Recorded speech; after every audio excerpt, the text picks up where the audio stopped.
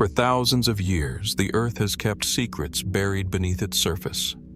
Whispers of civilizations that rose, thrived, and vanished, leaving behind traces that defy everything we think we know about history. Carved stones that seem older than time itself. Massive structures aligned perfectly with the stars, built by hands we cannot name. Artifacts fashioned with precision beyond their era. Everywhere, clues to something greater, something forgotten. Who built these monuments that rival modern engineering? What ancient knowledge has been erased from our collective memory? And why do so many of these sites share patterns, mathematical, celestial, even spiritual, that stretch across continents and millennia? Tonight, we journey through 3 hours of discoveries so strange, so inexplicable, that even the most seasoned archaeologists are left without answers. These are not myths or fantasies. These are real places, real objects, real mysteries. So sit back, dim the lights, and open your mind. Because what you're about to see might just rewrite everything you thought you knew about the ancient world.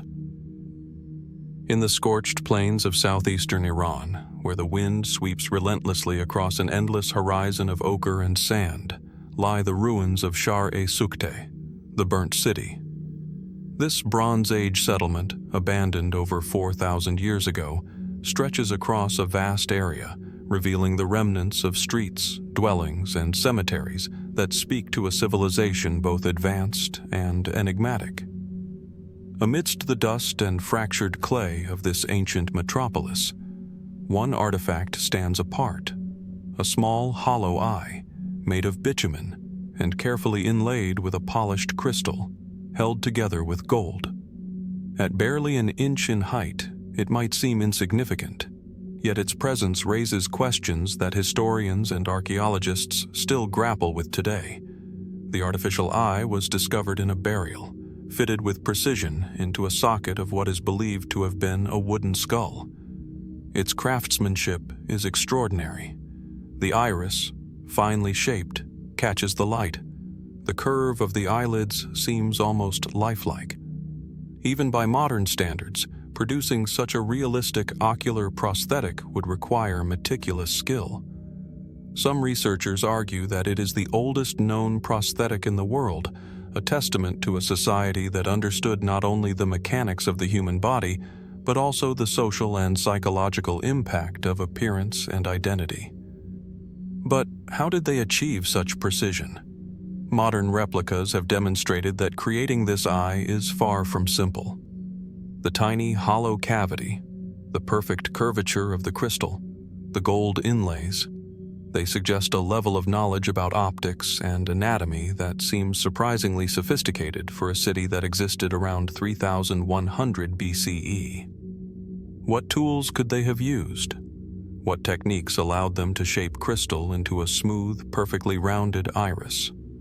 And why does it seem to mirror, so accurately, the depth and structure of a human eye? Some explanations are pragmatic. Scholars suggest it was an attempt at functional prosthesis, designed to restore vision, or at least the semblance of it. Perhaps the person it belonged to lost an eye and required a replacement to participate fully in society, to maintain their status, or to fulfill ritualistic needs after death. In a world where survival was harsh and diseases often fatal, preserving physical wholeness may have carried both practical and spiritual significance. After all, the burial contained not just the eye, but other grave goods, ornaments, tools, and pottery, signaling that this individual may have held a special place in Shahr-i Sokhta society. Yet, as one delves deeper, the questions multiply. Could this object have served more than a practical or symbolic purpose? Its lifelike precision hints at an awareness of human perception and aesthetics that seems almost uncanny for the era. Some researchers speculate that it may have had ritual or even mystical significance, perhaps used in ceremonies to confer protection or to honor the deceased. Was it purely ornamental, intended to impress the living with the skill of the artisan? Or did it serve a deeper function, one lost to time, known only to those who lived in this city thousands of years ago. Shahr-i Sokhta itself is a city of mysteries. Excavations have uncovered elaborate urban planning, advanced water management systems, and intricate crafts suggesting a society capable of remarkable innovation. And yet, despite the evidence of sophistication, the artificial eye remains unique. No other prosthetic of comparable craftsmanship has been found from this period anywhere in the world. It stands alone, an isolated whisper from a forgotten civilization. Its existence challenges the assumption that technological and medical advances followed a simple linear path through human history. As we consider this artifact, one cannot help but wonder about the hands that made it. Who was the craftsman who shaped this tiny crystal with such care? And for whom was it intended? Did they understand the symbolism that the eye would carry across millennia? Or was it simply the culmination of skill and necessity? And beyond that, what does it tell us about the people of Shahr-i Sokhta, their understanding of the human body, their value of aesthetic precision, and their contemplation of life, death, and what lies beyond? In the end, the artificial eye of Shahr-i Sokhta does not offer easy answers. It does not yield to straightforward interpretation or fit neatly into our understanding of early human history. Instead, it invites us to pause and reflect on the ingenuity and creativity of our ancestors, on the limits of what we know, and on the countless mysteries that remain buried beneath the sands of time.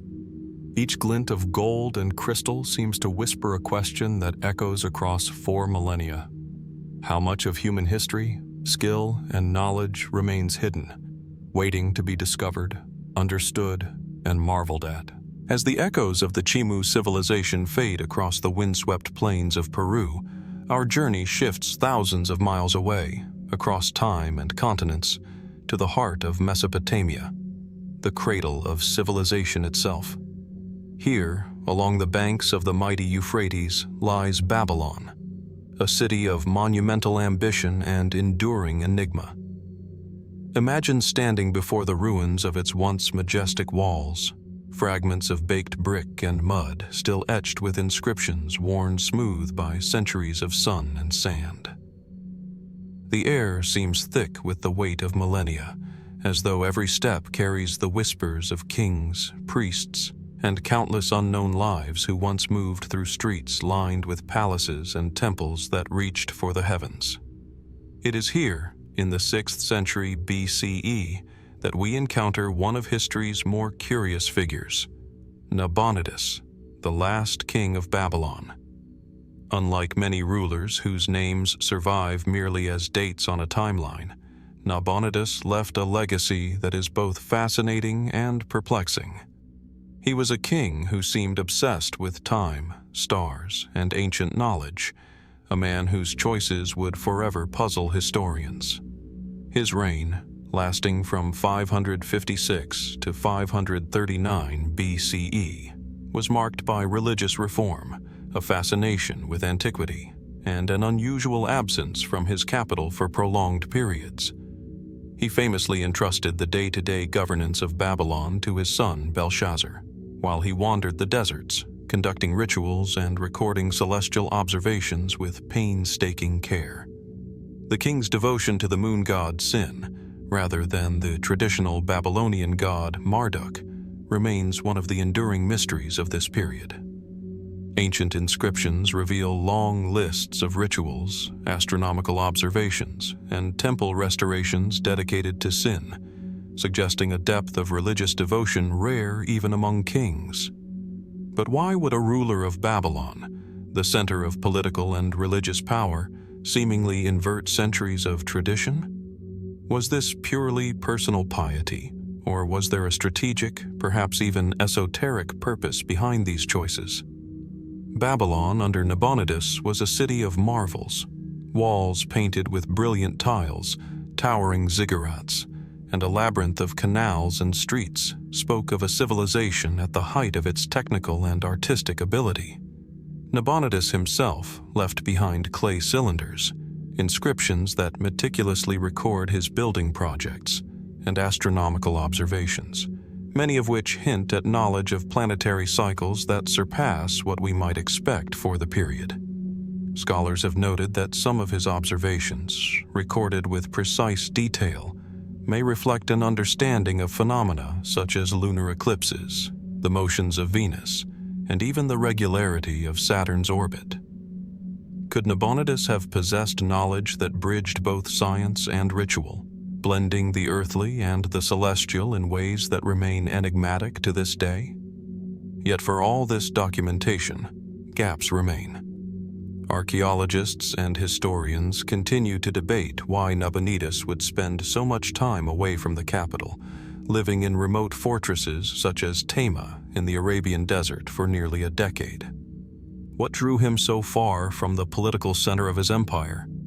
Some suggest it was political, a calculated move to consolidate power or avoid internal conflict. Others propose more speculative theories, a king seeking hidden truths in forgotten temples or conducting rituals and experiments long lost to history. The desert, after all, is an unforgiving place, yet it appears to have held some irresistible significance for him.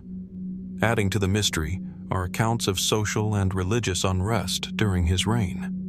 The Babylonian priesthood, deeply tied to Marduk, reportedly resisted Nabonidus's focus on sin, and the king's unusual absences may have contributed to discontent. Texts hint at tension between the old order and the new, but the precise nature of this conflict remains elusive. Were these purely political struggles, or did they involve deeper, perhaps hidden knowledge, rituals, prophecies, or celestial calculations that the king alone understood? One of the most intriguing artifacts from this era is the Nabonidus cylinder, a clay record that details the king's restoration of ancient temples and his travels. The inscriptions emphasize devotion, reverence for the past, and a desire to preserve knowledge from earlier times. Nabonidus portrays himself as both historian and prophet, meticulously recording what others might forget. Yet even here, ambiguity abounds. His writings suggest extraordinary foresight, awareness of celestial patterns, and a preoccupation with timing events according to cosmic rhythms. Could there be a message encoded in these inscriptions, a guide to understanding events or knowledge that remains hidden to modern scholars? Even the circumstances of Nabonidus's downfall are wrapped in enigma. In 539 BCE, the Persian emperor Cyrus the Great conquered Babylon, ending the dynasty that Nabonidus had meticulously built. Ancient accounts differ on whether he was captured, exiled, or perhaps quietly absorbed into the Persian administration. What becomes clear is that Babylon's final days under Nabonidus were marked by uncertainty and tension, a contrast to the meticulous care with which he chronicled the city's monuments and celestial cycles. What did he know that others did not? Did his fascination with the stars and the ancient world guide his decisions? Or was it a private obsession, inscrutable to those around him? Walking among the ruins of Babylon today, it is easy to sense the echoes of Nabonidus's unusual reign. The sun sets behind the reconstructed walls, casting long shadows over the empty streets. The desert wind carries the faint impressions of temple rituals, scribes recording celestial events, and a king who may have glimpsed truths now lost to time. Nabonidus sought to connect the present with the distant past, to align human ambition with the rhythm of the cosmos, yet so much of his story remains inaccessible. As we reflect on this period, a question lingers. What did Nabonidus know that his contemporaries could not grasp? Was he a king ahead of his time, a historian, an astronomer, or perhaps a seeker of mysteries that stretched beyond the ordinary? And what secrets, buried beneath the sands of Babylon, remain waiting for discovery? Clues to understanding a civilization whose genius, like that of the Chimu, still quietly defies our comprehension. From the deserts of Peru to the banks of the Euphrates, Our journey through ancient civilizations now carries us to the highlands of Oaxaca, Mexico. Here, amid rugged mountains and mist-shrouded valleys, the Zapotec Civilization flourished, leaving behind a legacy of astonishing artistry, architecture, and enigmatic knowledge. Imagine standing at the edge of Monte Alban, the Zapotec capital perched atop a flattened hill that dominates the surrounding valleys. The view stretches for miles. Terraced slopes, carved stone pyramids, and ceremonial plazas, all aligned with remarkable precision, as if the city itself were observing the movements of the sun, moon, and stars. The wind whispers through the ruins, carrying the faint echoes of rituals, markets, and the countless lives that once thrived in this mountain stronghold. The Zapotec civilization emerged around 500 BCE, reaching its height between 300 and 900 CE. They were skilled builders, astronomers, and artisans, crafting a society whose influence extended across much of present-day Oaxaca. Monte Alban was not just a city. It was a statement of power, culture, and knowledge. Its plazas are framed by stepped pyramids and platforms, each carefully oriented to the cardinal directions. Tombs, adorned with intricate murals and carved reliefs, offer glimpses into beliefs about death, the afterlife, and perhaps the cosmos itself. Yet, even with centuries of study, the full meaning behind these structures and artworks remains elusive. One of the most compelling mysteries of Monte Alban is its alignment and its observatories. Certain structures appear to track solar events, marking solstices and equinoxes with remarkable precision. Could these architectural choices indicate an advanced understanding of astronomy, rivaling civilizations half a world away in Mesopotamia or Peru? Were these alignments practical, serving agricultural and calendrical purposes, or did they hold spiritual significance, connecting the Zapotec people to forces beyond their world? The evidence suggests both, but the precise knowledge and methods remain a tantalizing puzzle.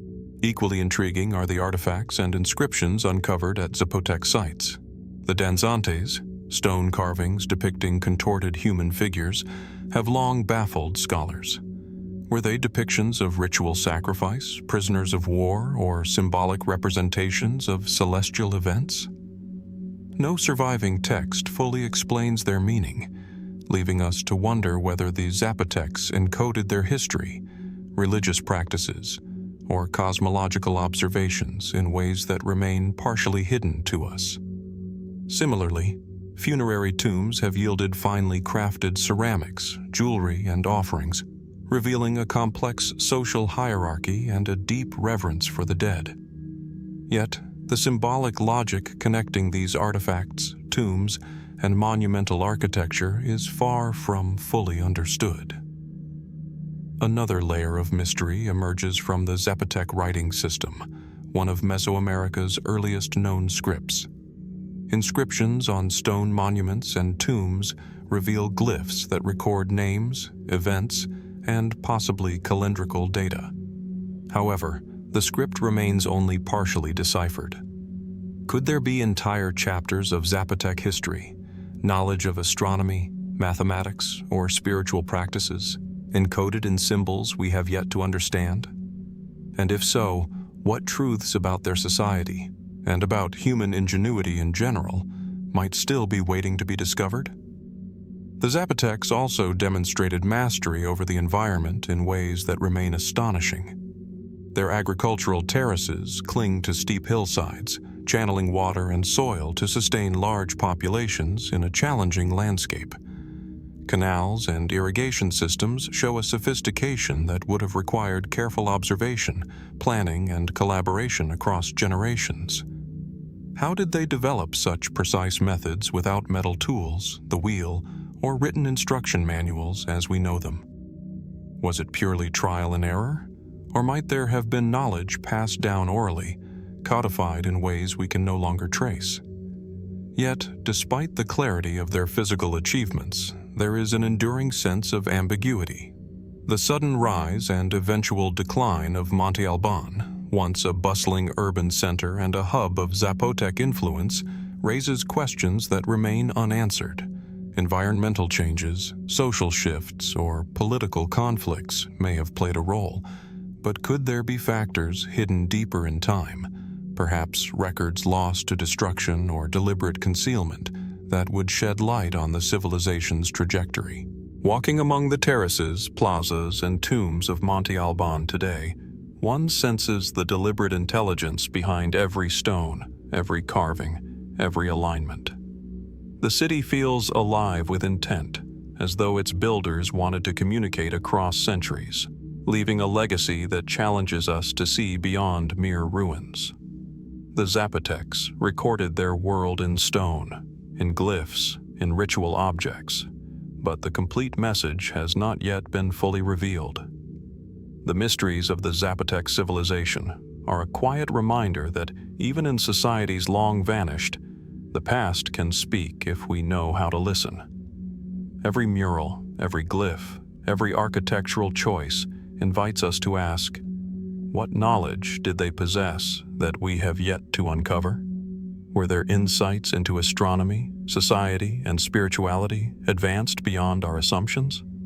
And what other secrets of human ingenuity, carefully encoded in stone and earth, remain waiting for discovery, hidden in the highlands of Oaxaca? As the sun sets over the valleys, casting Monte Alban in a golden glow, shadows stretch across ancient plazas. The wind carries faint whispers of ritual chants, markets, and celebrations long past. We are left with questions that cannot yet be answered, a sense of awe that bridges millennia, and the realization that history, in its richest form, is often as much about what remains hidden as what is revealed. As the mountains of Oaxaca fade from view, our journey returns to the rugged coastlines of Peru, where the Moche Civilization rose and thrived along the arid valleys of the northern Pacific. Here, the landscape is harsh and sun-baked, yet fertile where the rivers cut through the desert, and it is along these winding waterways that the Moche left their indelible mark. Picture the towering adobe pyramids of Huaca del Sol and Huaca de la Luna, their sun-bleached walls etched with reliefs depicting warriors, priests, and gods, silent storytellers of a society as complex as it was enigmatic. The wind whistles through the plazas and courtyards, carrying whispers of ritual chants and celebrations long vanished, as if the desert itself remembers the pulse of a civilization that thrived thousands of years ago. The Moche flourished between approximately 100 and 700 CE, dominating the northern coast of Peru with a combination of military power, sophisticated agriculture, and remarkable artistry.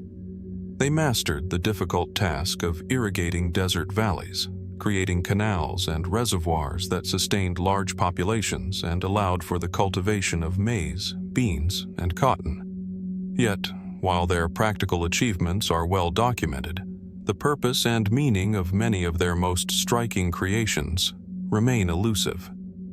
Their ceremonial centers, particularly the massive pyramids, are feats of engineering that continue to astonish archaeologists. Huaca del Sol, constructed from millions of adobe bricks, may have served as both a political hub and a ritual site, its scale signaling the power of the Moche elite. Huaca de la Luna, in contrast, offers glimpses into the spiritual life of the culture. Walls adorned with intricate murals depicting scenes of sacrifice, mythology, and ceremonial acts. Some portray human figures bound and offered to the gods, their expressions frozen in moments of reverence or terror. What drove the Moche to depict these rituals with such unflinching detail? Were these images mere representations of power, tools of religious instruction, or records of events whose true significance is lost to time? Moche art adds another layer of intrigue. Their ceramics, often molded in exquisite detail, capture scenes of daily life, warfare, and supernatural beings. Unlike other civilizations, the Moche frequently produced portrait vessels, each believed to depict a specific individual with astonishing realism.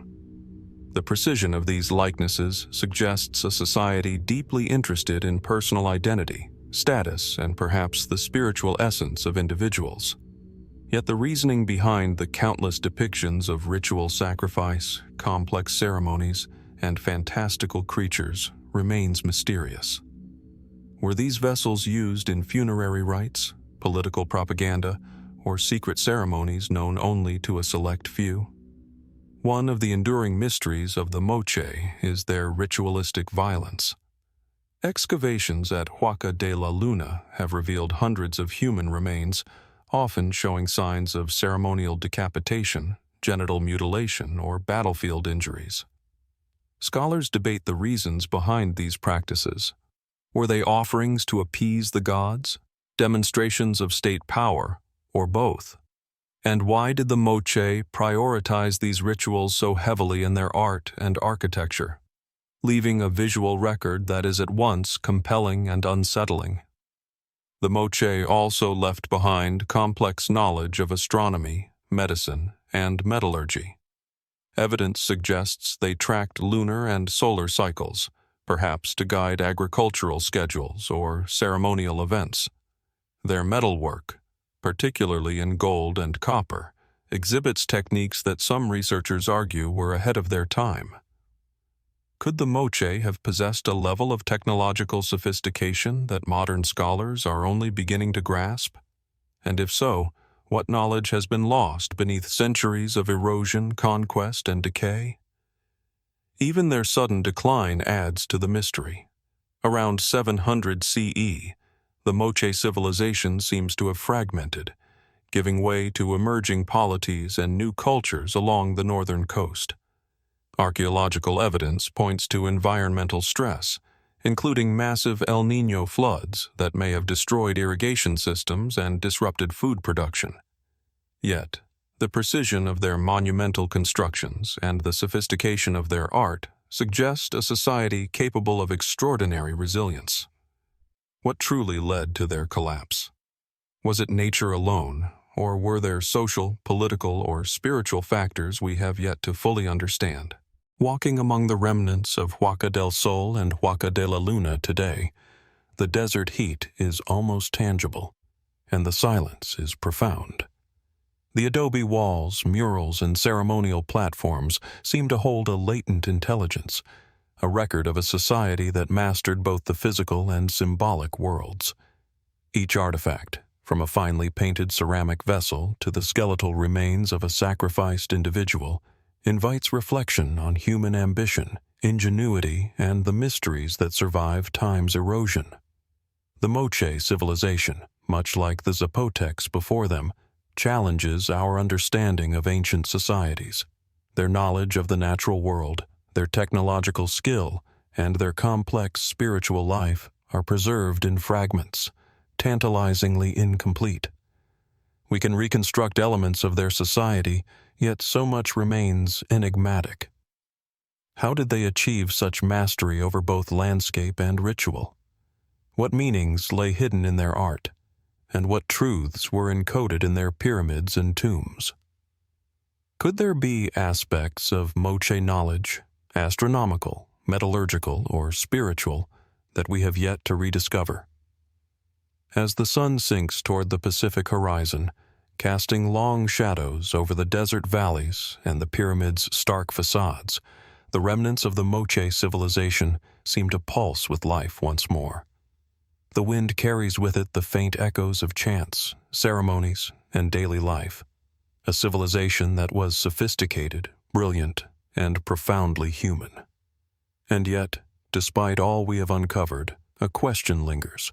What remains buried beneath the sands, waiting to reveal secrets that might forever alter our understanding of the Moche and of the human story itself? From the arid deserts and fertile valleys of Peru, our journey now carries us across oceans and millennia to the restless waters of the Mediterranean.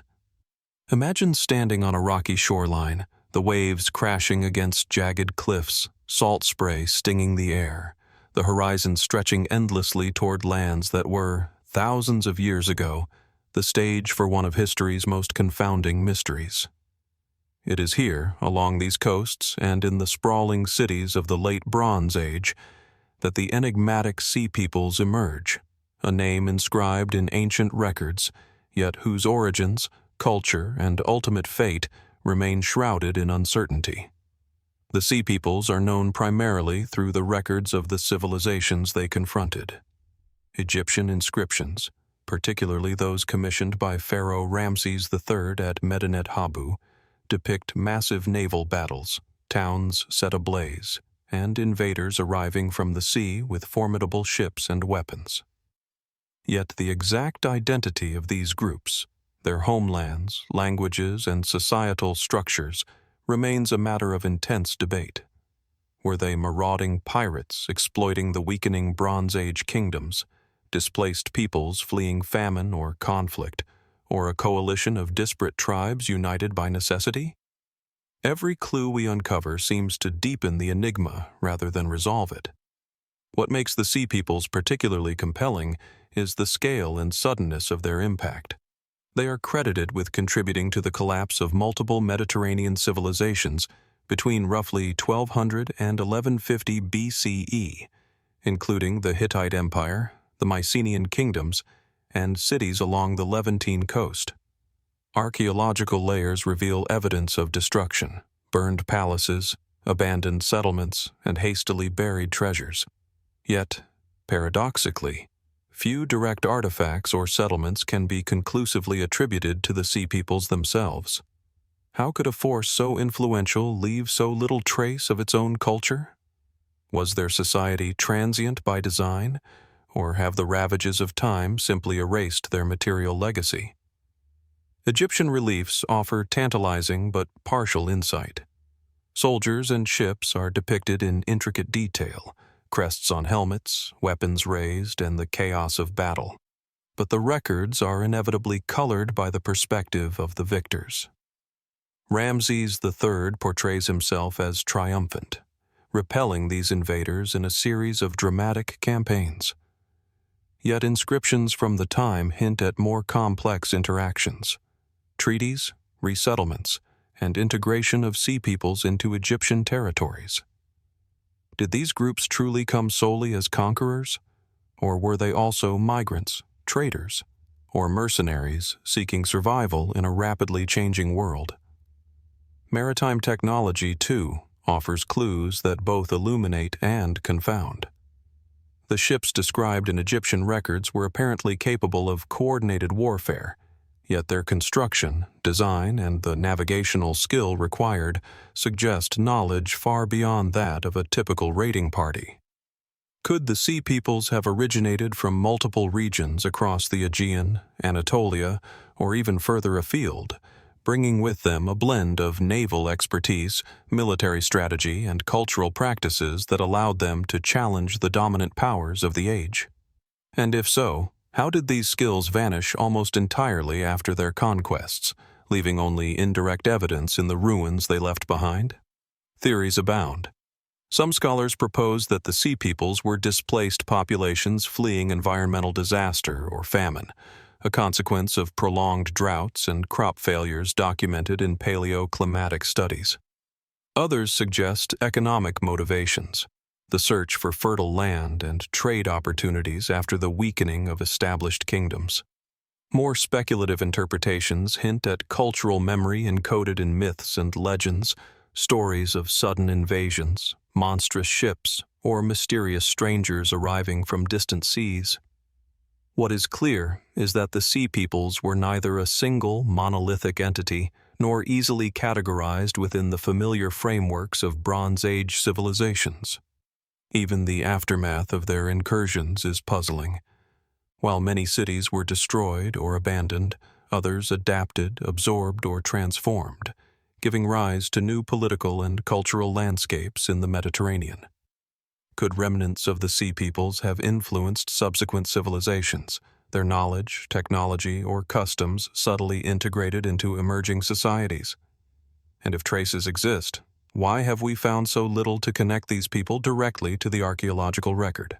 Walking along ancient harbors and cliffside fortifications today, one is struck by the tension between the vast expanse of the sea and the fragility of human endeavor. Every destroyed city, every layer of charred masonry, speaks to the scale of upheaval that occurred during the Late Bronze Age. But the perpetrators themselves remain almost ghostly in the historical record. They left behind questions more enduring than answers. Who exactly were they? What motivated their relentless movement across the Mediterranean? And what knowledge, skills, or traditions did they carry with them that might have been lost to the tides of time? The Sea Peoples challenge our understanding of history in a way few other groups do. They remind us that civilization is not a steady progression, but a fragile construct, susceptible to sudden disruption, migration, and transformation. Their story, or rather the fragments we can reconstruct, invites reflection on the interplay between environment, society, and human ambition. They appear as shadows on the edge of recorded history, a reminder that some of the most significant forces in human affairs may leave almost no trace of themselves. As the sun sets over the Mediterranean, painting the waves in streaks of gold and crimson, it is easy to imagine the chaos and drama of those distant battles, ships cutting through turbulent waters, soldiers confronting the unknown, cities trembling under fire. And yet, despite the vivid accounts preserved in stone and papyrus, the Sea Peoples remain an enigma. What secrets of identity, origin, and culture remain hidden beneath the waves or buried under centuries of sand and silt? What might future discoveries reveal about these elusive mariners who once shaped the destiny of civilizations across the Mediterranean? From the turbulent waters of the Mediterranean, where the Sea Peoples left behind only traces of fire and fear, our journey returns once more to the sun-scorched coasts of Peru. Here, along the arid valleys that stretch toward the Pacific, the Chimu Civilization carved out a world of extraordinary ambition, skill, and mystery. Imagine approaching Chan Chan, their vast adobe capital, from the windswept plains. The city stretches over 20 square kilometers, its walls rising up to 40 feet in places, sun-baked yet stubbornly intact.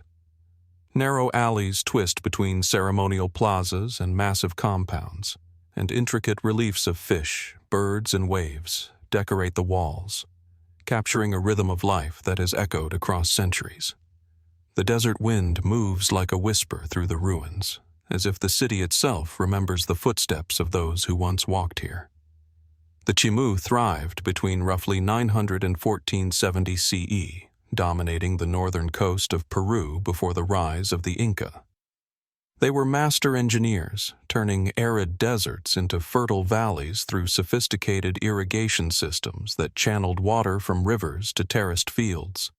Their society was highly organized, with a centralized administration, specialized craftspeople, and a culture that left an enduring imprint on art, architecture, and metallurgy. Yet, for all their achievements, Chan Chan and the Chimu people continue to puzzle scholars. How could a civilization without iron tools, the wheel, or written language construct a city so immense, so meticulously planned, that it rivals later urban centers in complexity? The city itself is a testament to deliberate intelligence. Massive walls, carefully aligned compounds, and broad plazas suggest not only architectural skill, but social and political sophistication. Each relief carved into adobe conveys meaning, yet the precise interpretation remains elusive. Were these artistic motifs symbolic, telling stories of deities, cosmology, or social hierarchy? Or did they encode knowledge now lost, a silent record for future generations that modern researchers are only beginning to decode? The Chimu were also exceptional artisans. Their ceramics, textiles, and metalwork demonstrate techniques that remain astonishing today. Gold and silver were hammered and shaped into delicate objects, depicting creatures of myth, aquatic life, and ceremonial scenes. Some vessels and ornaments appear to serve ritual purposes, their forms and symbols suggesting a worldview in which art, spirituality, and daily life were inseparable. Could these objects hold secrets about Chimu religious practice, social order, or even knowledge of astronomy and mathematics that we have yet to fully understand? Equally mysterious is the evidence of their astronomical awareness. Certain architectural features, such as platform orientations and wall alignments, seem designed to track the movement of the sun and stars. Scholars speculate that these alignments may have guided agricultural planning or ceremonial timing, yet the degree of precision suggests knowledge far beyond what might be expected from a civilization without written records. How did the Chimu develop this understanding, and what methods did they use to preserve and transmit such knowledge across generations? Human remains and funerary practices add another layer of enigma. Tombs within Chan Chan reveal high-ranking individuals surrounded by textiles, ceramics, and metalwork. Some skeletons indicate ritualized death or sacrifice, yet the cultural context for these practices is only partially understood. Were these acts expressions of religious devotion, demonstrations of political power, or symbolic performances designed to maintain cosmic or social order? The absence of written records leaves these questions tantalizingly unanswered. The city's sudden downfall adds to the intrigue. In the 1470s, the Chimu were conquered by the expanding Inca Empire, yet Chan Chan shows little evidence of violent destruction. Instead, the conquest appears to have been relatively rapid, with the Inca assimilating the Chimu people and their knowledge into a new empire. How did a civilization so large and organized fall so quickly? Was it military strategy, internal instability, or an unforeseen combination of factors that led to their assimilation rather than annihilation? Walking through Chan Chan today, one is struck by the silence. The adobe walls, faded reliefs, and empty plazas seem to hum with memory, inviting reflection on both human ingenuity and its limits. Every corner of the city embodies a story, yet many remain unreadable, locked in the materials and structures themselves. The Chimu achieved remarkable feats in agriculture, architecture, and artistry, yet so much of their world remains obscured by time, weather, and the deliberate erasure of history. The mysteries of the Chimu civilization compel us to question what we truly know about the past. What drove them to create such monumental urban centers? How did they develop knowledge systems sophisticated enough to manipulate the environment, govern tens of thousands of people, and create lasting artistic and ritual traditions without written records? And perhaps most haunting of all, what wisdom, encoded in their city walls, ceramics, and metalwork, remains hidden beneath the sands of Peru, waiting for discovery? As the sun dips toward the Pacific, casting long shadows across the sprawling ruins, Chan Chan glows with a quiet, almost otherworldly brilliance.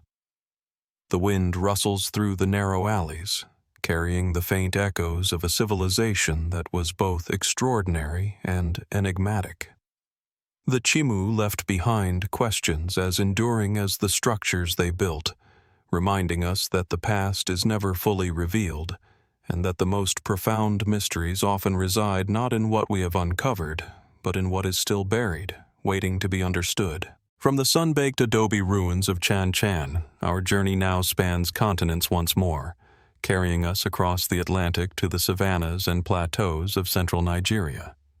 Here, amid gently rolling hills and red earth soil, the Nok Civilization emerged over 2 millennia ago, leaving behind artifacts that continue to baffle and mesmerize. Imagine standing on the dusty terrain near the village of Nok, where fragments of terracotta sculptures are scattered across the surface. Weathered yet unmistakably human and animal, these statues capture faces, expressions, and postures with astonishing realism, frozen in time as if they had stories to tell. The wind stirs the earth and rustles through sparse trees, carrying whispers of a people whose achievements remain tantalizingly elusive. The Nok Civilization thrived roughly between 1000 BCE and 300 CE, representing one of sub-Saharan Africa's earliest known complex societies. While little is known about their political structure, the sophistication of their art and technology is indisputable. They were among the first in West Africa to smelt iron, forging tools and weapons that shaped their environment and sustained their communities. Yet, despite these significant achievements, the full scope of their society remains mysterious. How did they develop iron smelting techniques independently at such an early date? And why have so few written or oral records survived to illuminate the social and cultural context of this remarkable people? Central to the Nok legacy are the terracotta sculptures for which the civilization is most famous.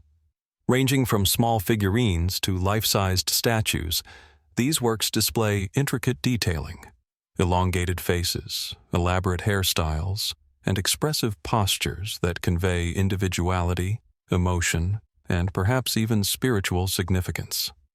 Some figures appear to depict daily life, while others seem to represent ritual or ceremonial practices. What did these images mean to the Nok people? Were they objects of veneration, ancestral portraits, or symbolic representations of myths and cosmology? Scholars have speculated, yet no definitive explanation has been found, leaving the sculptures suspended between history and mystery.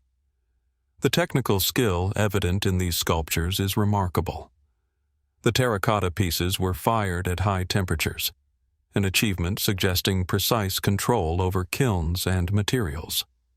How did a society with no known writing system or complex architecture develop such refined techniques, producing artworks that have endured for over 2,000 years? Could these artifacts hold encoded knowledge about social hierarchy, spiritual beliefs, or even lost technologies? The very act of creating these statues implies both sophisticated cognition and cultural intentionality, yet much of their context remains veiled in uncertainty. Beyond their artistry, the Nok are notable for their early mastery of ironworking. Archaeological sites reveal furnaces and slag deposits, indicating that they smelted and forged iron on a significant scale. This technology would have transformed their society, enabling improved agriculture, hunting, and defense. Yet questions remain. How did knowledge of ironworking emerge in this region so early? Was it independently discovered or transmitted through trade or migration? And what cultural practices, social structures, or belief systems supported the development and retention of such transformative skills? Equally compelling is the mystery of the Nok Civilization's disappearance. Around 300 CE, Nok culture seems to have vanished from the archaeological record. Unlike other civilizations that leave clear traces of conquest, migration, or assimilation, the Nok decline is subtle and enigmatic. Did environmental changes, disease, or internal social shifts contribute to their gradual disappearance?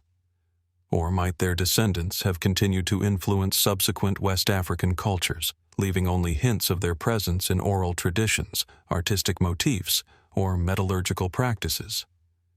Even today, as excavations continue, the Nok raise more questions than answers. New finds occasionally reveal previously unknown terracotta forms, miniature artifacts, and evidence of domestic or ritual activity, hinting at a society far richer and more complex than earlier scholars imagined. Each discovery suggests that the Nok were not merely isolated artisans or ironworkers, but participants in a dynamic, evolving culture with connections to surrounding regions. How extensive were their trade networks? What beliefs shaped their daily and spiritual lives? And why does so much remain obscured by the passage of time? Walking across the hills and plains where the Nok once thrived, one is struck by the quiet power of the artifacts scattered among the soil. Each figure, fragment, and furnace tells a story, yet their meanings remain tantalizingly out of reach. These remnants offer a glimpse into human ingenuity, a civilization capable of transforming raw earth into enduring art and iron tools, yet shrouded in layers of mystery. The Nok Civilization challenges us to reconsider our assumptions about early societies in Africa and the broader world. Their advanced metallurgy, expressive terracotta art, and enduring influence hint at a culture whose sophistication rivals that of more widely studied ancient civilizations. And yet, for all that has been discovered, the most profound questions remain. What inspired the creation of these haunting sculptures? How did they develop knowledge that would shape generations long after their disappearance? And what secrets, buried beneath centuries of soil, forgotten in the rhythm of oral history, might still lie waiting to be uncovered, ready to expand our understanding of human history and ingenuity? As the sun sets over the red earth hills, casting long shadows across the archaeological sites, the wind lifts the dust and carries with it echoes of a civilization both brilliant and enigmatic. The Nok remain a silent presence, their terracotta faces staring across time, inviting us to wonder, to investigate, and to imagine the lives, thoughts, and knowledge of a people whose story is only partially revealed. The mystery persists, enduring as both a challenge and an invitation, reminding us that history often speaks most powerfully in whispers rather than declarations. From the red earth hills of central Nigeria, where the Nok left behind haunting terracotta faces and traces of early ironworking, our journey now crosses continents once again, to the sun-drenched island of Crete in the eastern Mediterranean. Here, perched along rugged coastlines and fertile plains, the Minoan civilization flourished in an era that predates classical Greece. Imagine walking through the ruins of Knossos at dawn. The first light touches frescoed walls of royal chambers, illuminating vibrant depictions of dolphins leaping through cerulean waves, bull-leaping athletes suspended in midair, and sacred rituals rendered with breathtaking fluidity. The air is heavy with history, and the scent of the Mediterranean carries whispers of a people whose society was simultaneously advanced, artistic, and profoundly enigmatic. The Minoans thrived between roughly 2,600 and 1,400 BCE, establishing a maritime culture that dominated trade and culture across the Aegean. Their cities were sophisticated, with multi-story palaces, complex plumbing systems, and labyrinthine layouts suggesting a high degree of planning and social organization. Yet despite the grandeur of their constructions and the vividness of their art, many aspects of Minoan life remain shrouded in mystery. How did they cultivate such technological and artistic prowess without leaving behind extensive written records, or at least texts fully understood by modern scholars? And what secrets of governance, ritual, or cosmology might still lie buried beneath the stones of Crete? The palaces themselves are marvels of architecture and engineering. Knossos, with its network of corridors, grand halls, and ceremonial spaces, seems designed both to impress and to conceal. Frescoes and painted columns suggest a society deeply attuned to symbolism, nature, and ritual. Bulls, sacred symbols throughout Minoan art, dominate many depictions, their presence both literal and metaphorical. Were these creatures central to religious ceremonies, metaphors for political power, or coded symbols in a culture whose beliefs we can only guess at today? The complexity of the palaces hints at a civilization that valued both order and secrecy, where every architectural choice may have carried layers of meaning. Minoan art offers equally compelling mysteries. Frescoes, pottery, and carved seals reveal scenes of everyday life, ritual practices, and mythic narratives, yet their full significance eludes us. The famous bull-leaping frescoes, for instance, depict acrobats vaulting over powerful animals in ways that suggest both ceremony and spectacle. Were these athletic feats purely ritualistic, or did they serve as metaphors for the human struggle against nature, chaos, or spiritual forces? And what might the choice of colors, poses, and symbols tell us about Minoan beliefs and societal hierarchies? The Minoans also appear to have possessed advanced knowledge of urban planning and environmental management. Palaces were equipped with drainage systems, sophisticated plumbing, and reservoirs that suggest both practical ingenuity and an understanding of hydraulic principles. Trade networks connected Crete with Egypt, the Levant, and the broader Aegean world, bringing exotic goods, ideas, and artistic influences. Yet, for all their sophistication, the Minoans seem to have left few written records that modern scholars can fully interpret. The Linear A script, which appears on administrative tablets and inscriptions, has resisted decipherment, leaving a civilization of immense complexity only partially understood through fragments and artifacts. Could these tablets conceal knowledge of governance, trade, religion, or science that remains inaccessible to us? The sudden decline of Minoan society adds another layer of intrigue. Around 1450 BCE, palaces were destroyed, many cities abandoned, and much of the island's material culture disrupted. The reasons remain debated. Natural disasters such as the Thera eruption, earthquakes, or tsunamis may have played a role. Internal social upheaval or invasion may have compounded the effects. Yet, despite widespread destruction, aspects of Minoan culture persisted and influenced subsequent Mycenaean societies. How much of their knowledge and artistic achievement was transmitted, transformed, or lost in the process, and what might still lie buried beneath the sands, waiting to reveal more about a civilization that seems both familiar and alien in its sophistication. Walking through the ruins of Knossos today, one is struck by the sense of deliberate intent encoded in every structure and artifact. Staircases twist and turn as if to guide the visitor along a prescribed path. Walls shimmer with vibrant pigments, and courtyards open onto vistas that suggest ceremonial observation or cosmic alignment. The Minoans appear to have merged practicality with artistry, spirituality with governance, in ways that modern observers can admire but only partially comprehend. Every artifact, from a carved seal to a frescoed wall, hints at a culture that understood symbolism, ritual, and perhaps even astronomy at levels that remain the subject of speculation. The mysteries of the Minoan civilization persist precisely because they resist full interpretation. They offer glimpses into human creativity, technical skill, and social organization, yet leave us questioning the motivations, beliefs, and knowledge systems that shaped their world.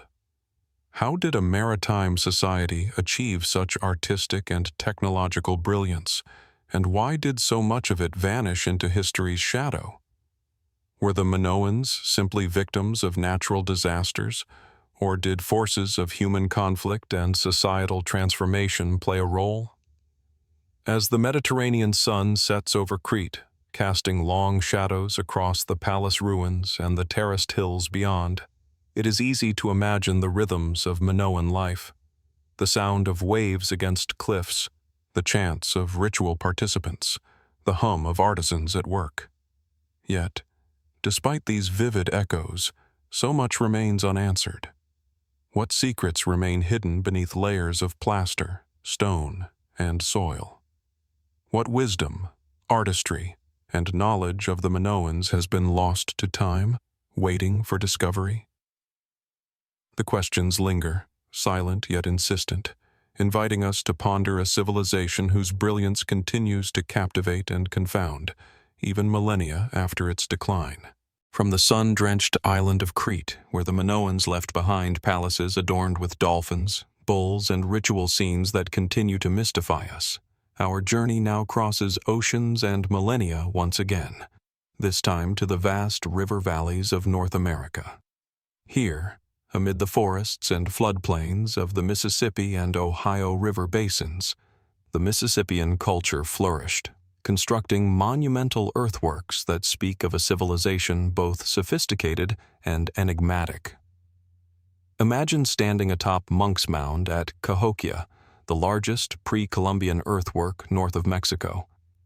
From this vantage, the surrounding landscape stretches in all directions, smaller mounds dotting the horizon, plazas once bustling with life, and the faint impressions of wooden palisades that enclosed the city.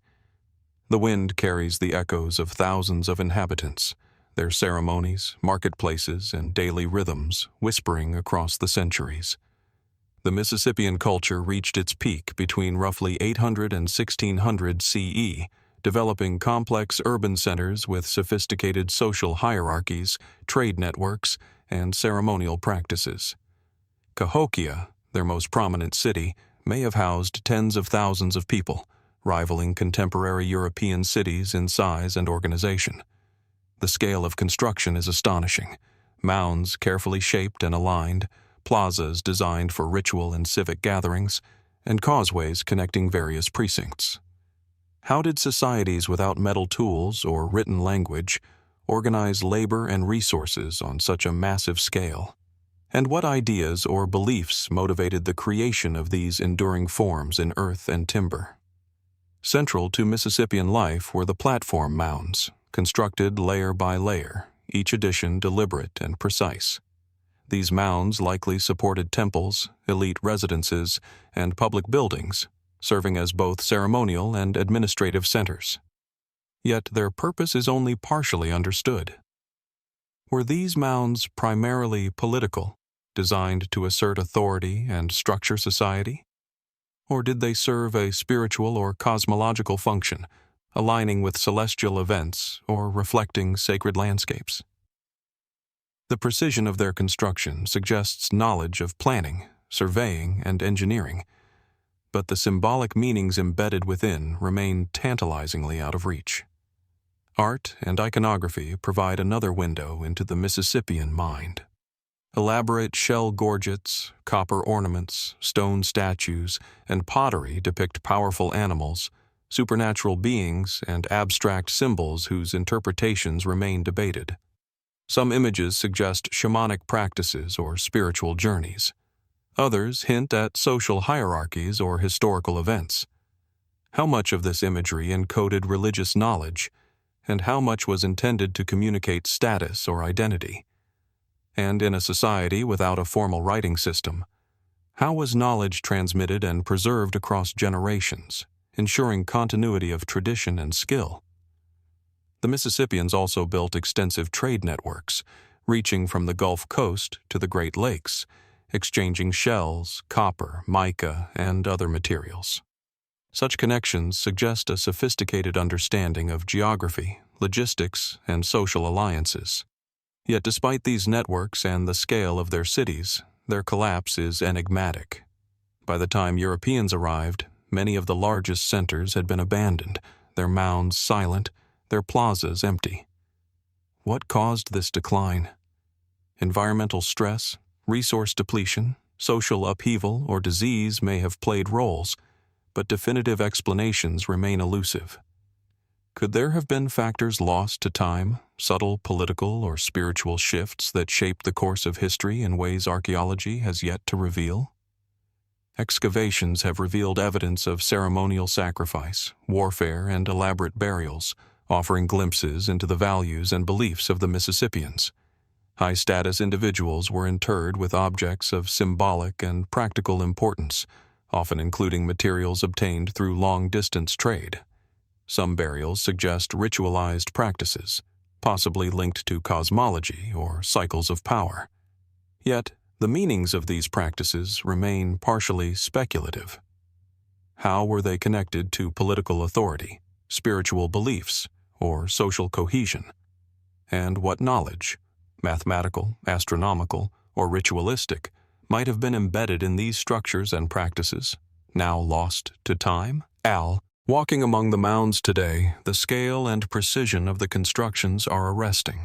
The land itself seems inscribed with memory, as if every mound, plaza, and causeway carries encoded messages from a civilization whose achievements we are only beginning to understand.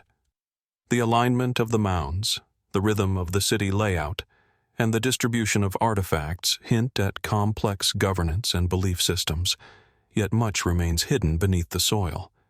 What can we learn from the careful layering of earth, the positioning of ceremonial spaces, and the symbolic language of Mississippian art?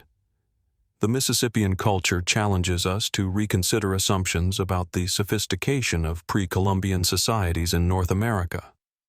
Their urban planning, engineering, trade networks, and ritual practices suggest a civilization capable of immense coordination, creativity, and long-term vision.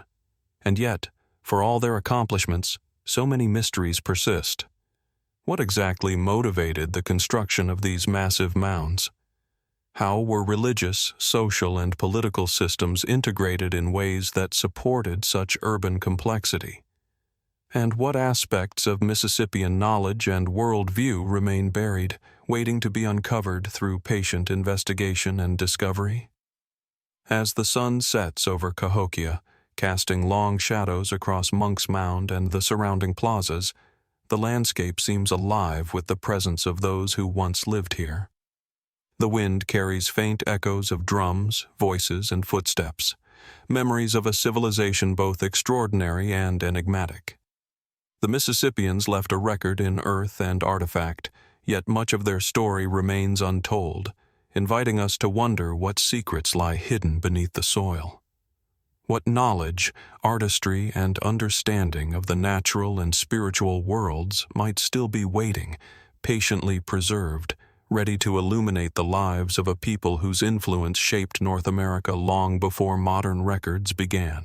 From the sprawling river valleys of North America, where the Mississippians left behind monumental earthworks and ceremonial mounds, our journey returns once more to the rugged heights of the Andes.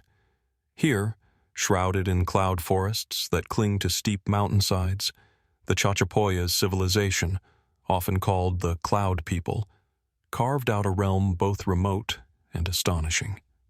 Picture standing among the mist-laden cliffs near Quilap, the largest fortress of this enigmatic society. Massive stone walls rise up to 20 meters, enclosing terraces and plazas that stretch for hundreds of meters. The air is thick with humidity, the scent of moss and wet earth pervasive, while the clouds drift below and above, rendering the landscape simultaneously ethereal and foreboding. It is a place that seems deliberately designed to confound the eye and test the resolve of any who would venture here, reflecting a culture as mysterious as the mountains themselves. The Chachapoyas thrived from roughly 900 to 1470 CE, predating their eventual conquest by the expanding Inca Empire. They built their settlements high in the cloud forests, where steep slopes, dense vegetation, and remote locations offered both protection and isolation. Their stone constructions, fortresses, ceremonial complexes, and round houses reveal remarkable architectural skill. Massive walls, carefully cut stones, and intricate layouts suggest a society capable of extraordinary organization and labor coordination. Yet for all the technical mastery on display, little is known about the cultural, spiritual, or political systems that guided their construction. How did the Chachapoyas adapt to such an inhospitable environment? And what beliefs or imperatives drove them to transform jagged cliffs into thriving urban centers? Quilap, often referred to as the Machu Picchu of the North, is perhaps the most evocative testament to Chachapoyas' ingenuity. Its fortified walls are punctuated by trapezoidal doors, and the interior is composed of hundreds of circular stone houses, carefully aligned and interconnected by narrow passageways. Were these structures purely residential, or did they serve additional ceremonial, defensive, or symbolic purposes? Some archaeologists suggest that the layout may reflect cosmological or astronomical principles, yet the evidence remains inconclusive. How did the Chachapoyas encode meaning into their architecture, and what messages might these stone walls have preserved for generations? Equally compelling are the Chachapoyas' burial practices. The culture is known for its sarcophagi, carved stone coffins perched on cliffs or placed in remote caves, often containing mummies in seated positions. Many of these resting places are decorated with geometric patterns or effigies, hinting at beliefs about death, the afterlife, or ancestor veneration.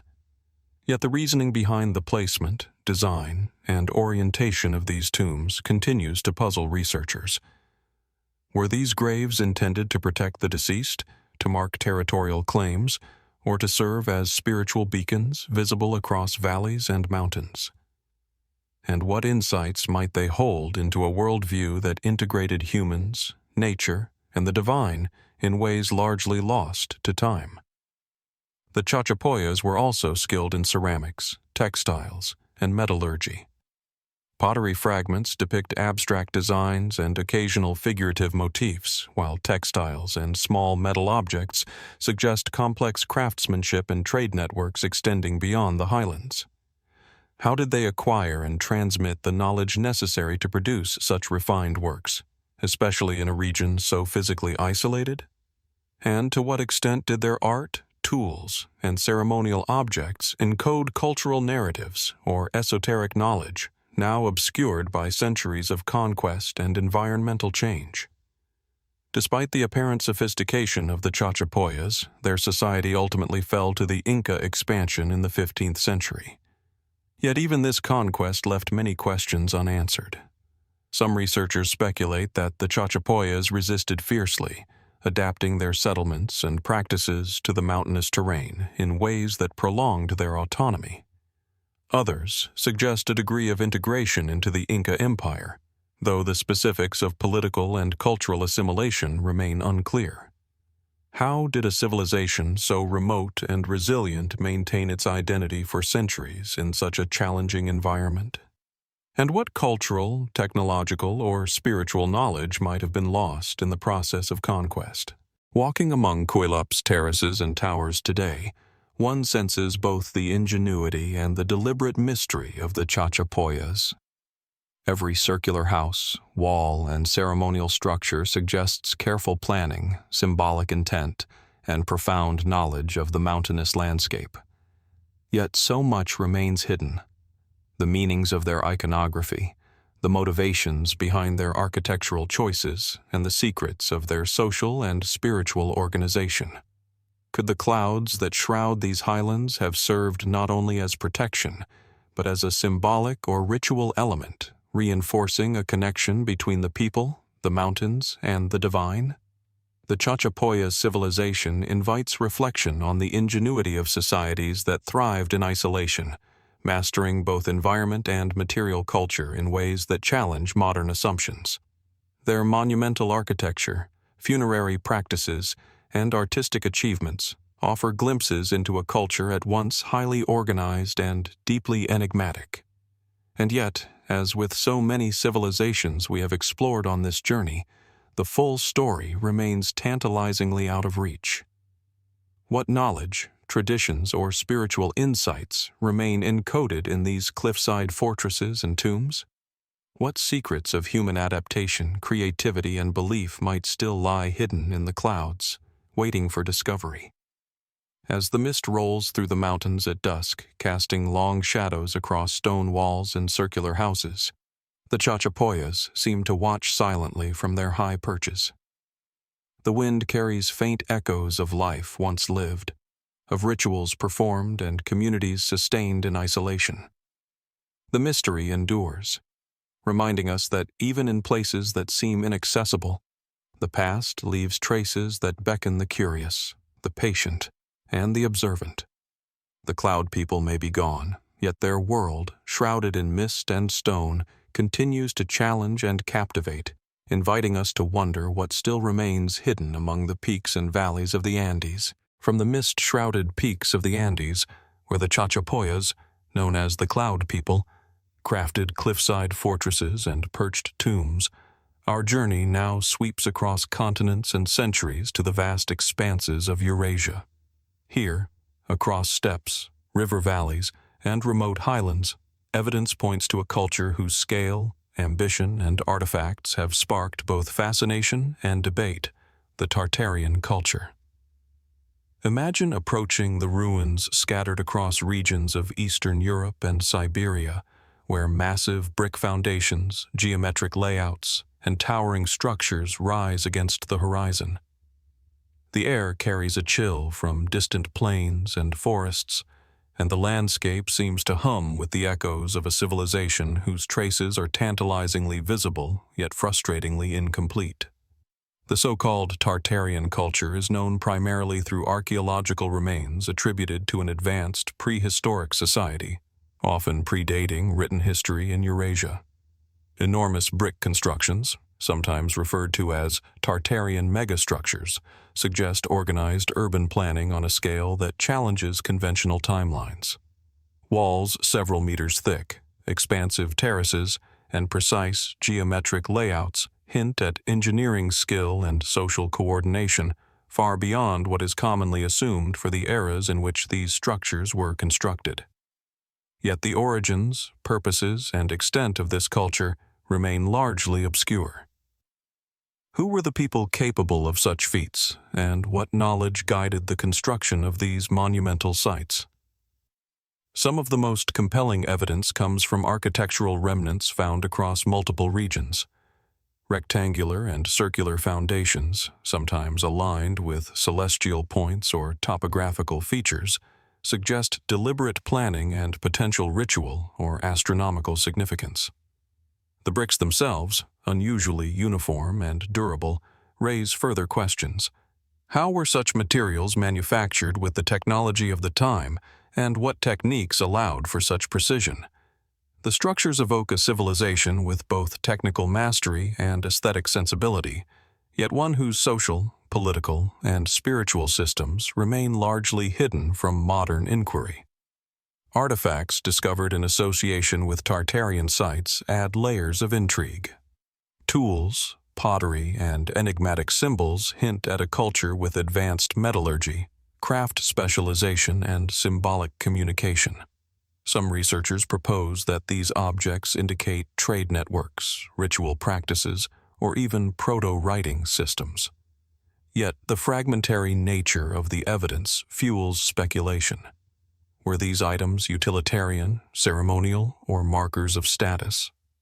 Could these scattered clues reveal a worldview as sophisticated as the physical constructions themselves? Or are we glimpsing only fragments of a much larger and complex society? The sheer scale of certain Tartarian structures is particularly striking. Terraces stretching hundreds of meters, walls thick enough to support enormous weight, and layouts suggesting centralized planning all imply a society capable of coordinating large workforces over extended periods. How could such organizational capacity exist without the written administrative systems we typically associate with advanced civilizations? And what social, economic, or spiritual structures might have enabled such collaboration across vast distances and difficult terrain? Some researchers have proposed intriguing, if controversial, theories about the Tartarian culture. Speculative interpretations suggest that these civilizations might have been technologically or socially more advanced than previously thought, perhaps leaving a legacy erased by climate events, conquest, or natural disasters. Others highlight possible connections to later Eurasian cultures, suggesting that elements of Tartarian knowledge, architectural techniques, urban planning principles, or symbolic systems may have been absorbed or repurposed by successor societies. Could these remnants represent the tip of an ancient iceberg, with knowledge and achievements hidden beneath layers of earth and centuries of historical oversight? Yet, the Tartarian culture remains frustratingly elusive. Unlike civilizations with extensive written records, Tartarian sites speak only through their stones, bricks, and fragmented artifacts. They challenge assumptions about technological development, societal complexity, and the evolution of urban planning. How did these people manipulate materials, labor, and terrain to create such enduring structures? What knowledge, astronomical, mathematical, or spiritual, was encoded in their designs? And why does so much of their story remain hidden, obscured by time, erosion, and the gaps in the historical record? Walking among these ruins today, one is struck by the sense of deliberate intent in every brick and foundation. The alignments, scale, and precision of construction suggest intelligence, planning, and perhaps even ceremonial or cosmological purpose. Yet there is also an enduring mystery. No inscriptions, no comprehensive records, no surviving oral histories fully explain the motivations or societal frameworks behind these feats. Each site seems to pose more questions than it answers, inviting contemplation of the capabilities of ancient peoples and the fragility of human memory over millennia. The Tartarian culture, much like the civilizations we have explored before, challenges modern perceptions of history. It hints at a world in which knowledge, technology, and social organization may have existed in forms now lost, reminding us that the human story is far richer and more complex than surviving evidence alone can reveal. And yet, for all the stone, brick, and remnants of human endeavor, a profound mystery endures. What truths about the Tartarians, their knowledge, and their civilization remain hidden, waiting beneath the surface to illuminate a past that is only partially visible to us today? As the Eurasian sun sets over the plains and forests, casting long shadows across massive ruins, the silent walls of these ancient structures seem to watch across the centuries. The wind whispers through broken columns, terraces, and scattered bricks, carrying echoes of human ambition, ingenuity, and the mysteries of a society that may have once been far more advanced than we imagine. The Tartarians remain a shadow of history, a civilization glimpsed through fragments, yet still capable of inspiring awe, curiosity, and profound questions about what humanity has accomplished, and what it may still discover in the ruins of time. From the vast plains and monumental ruins of Eurasia, where the Tartarian culture once left its enigmatic marks, our journey now returns to the rugged deserts and canyons of North America. Here, amid the red rock cliffs and mesas of the American Southwest, the Anasazi, or ancestral Puebloans, constructed settlements that continue to puzzle, fascinate, and inspire awe. Imagine standing at the edge of a sheer cliff face in Chaco Canyon, sunlight slicing across the sandstone, casting long shadows over terraced structures and ceremonial kivas. The wind carries a faint, dry scent of desert sage and dust, and the silence is broken only by the occasional call of a distant bird, as if the landscape itself preserves the memory of a people who once thrived here in extraordinary isolation. The Anasazi flourished roughly between 100 CE and 1600 CE, leaving behind vast complexes such as Pueblo Bonito, with its hundreds of interconnected rooms and expansive ceremonial plazas. Their settlements were built with meticulous precision, often integrated seamlessly into the cliffs themselves. Multi-story stone and adobe dwellings cling to canyon walls, accessible only by narrow ledges or ladders, suggesting both ingenuity and deliberate planning. How did these communities coordinate construction on such a scale in the harsh, arid environment of the Southwest? And what social, spiritual, or environmental imperatives guided the placement and design of these monumental sites? Central to Anasazi life were kivas, circular subterranean ceremonial chambers that served as focal points for ritual, governance, and community gathering. The alignment of certain kivas with solar, lunar, and stellar events suggests a sophisticated understanding of astronomy, implying that observation of the heavens played a central role in both agriculture and ritual life. Yet the full scope of Anasazi cosmology remains tantalizingly elusive. What stories, beliefs, and knowledge were encoded in these chambers? How did the cycles of the sun, moon, and stars inform their rituals, social structure, and worldview? The engineering feats of the Anasazi are equally compelling. Stone masonry demonstrates remarkable skill, with precisely cut blocks fitted together without mortar in many cases, and multi-story structures that have endured for centuries despite environmental challenges. Complex water management systems, channels, reservoirs, and cisterns allowed them to thrive in an environment that could be unforgiving, transforming arid landscapes into sustainable settlements. How did they develop such sophisticated hydraulic knowledge, and what lessons about adaptation, survival, and planning might be hidden in these systems. Artifacts found throughout Anasazi sites deepen the mystery.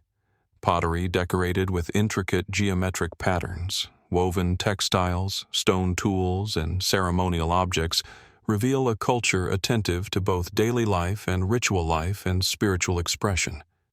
Yet many items are enigmatic, hinting at social hierarchies, ritual practices, and symbolic languages that we can only partially interpret.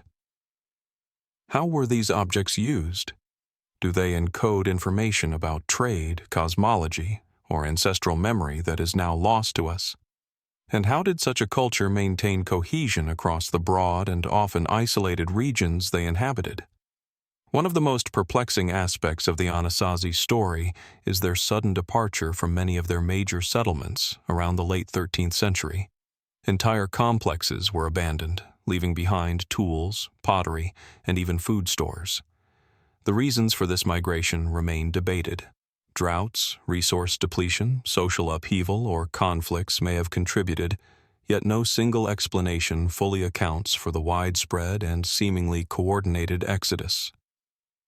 How did a civilization so attuned to its environment and so adept at survival suddenly disperse across the landscape?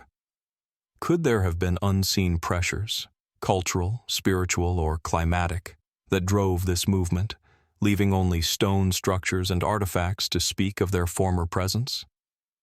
Walking through the ruins of Mesa Verde, Chaco Canyon, or Canyon de Chelly today, one is struck by both the scale of human ambition and the mysteries left behind.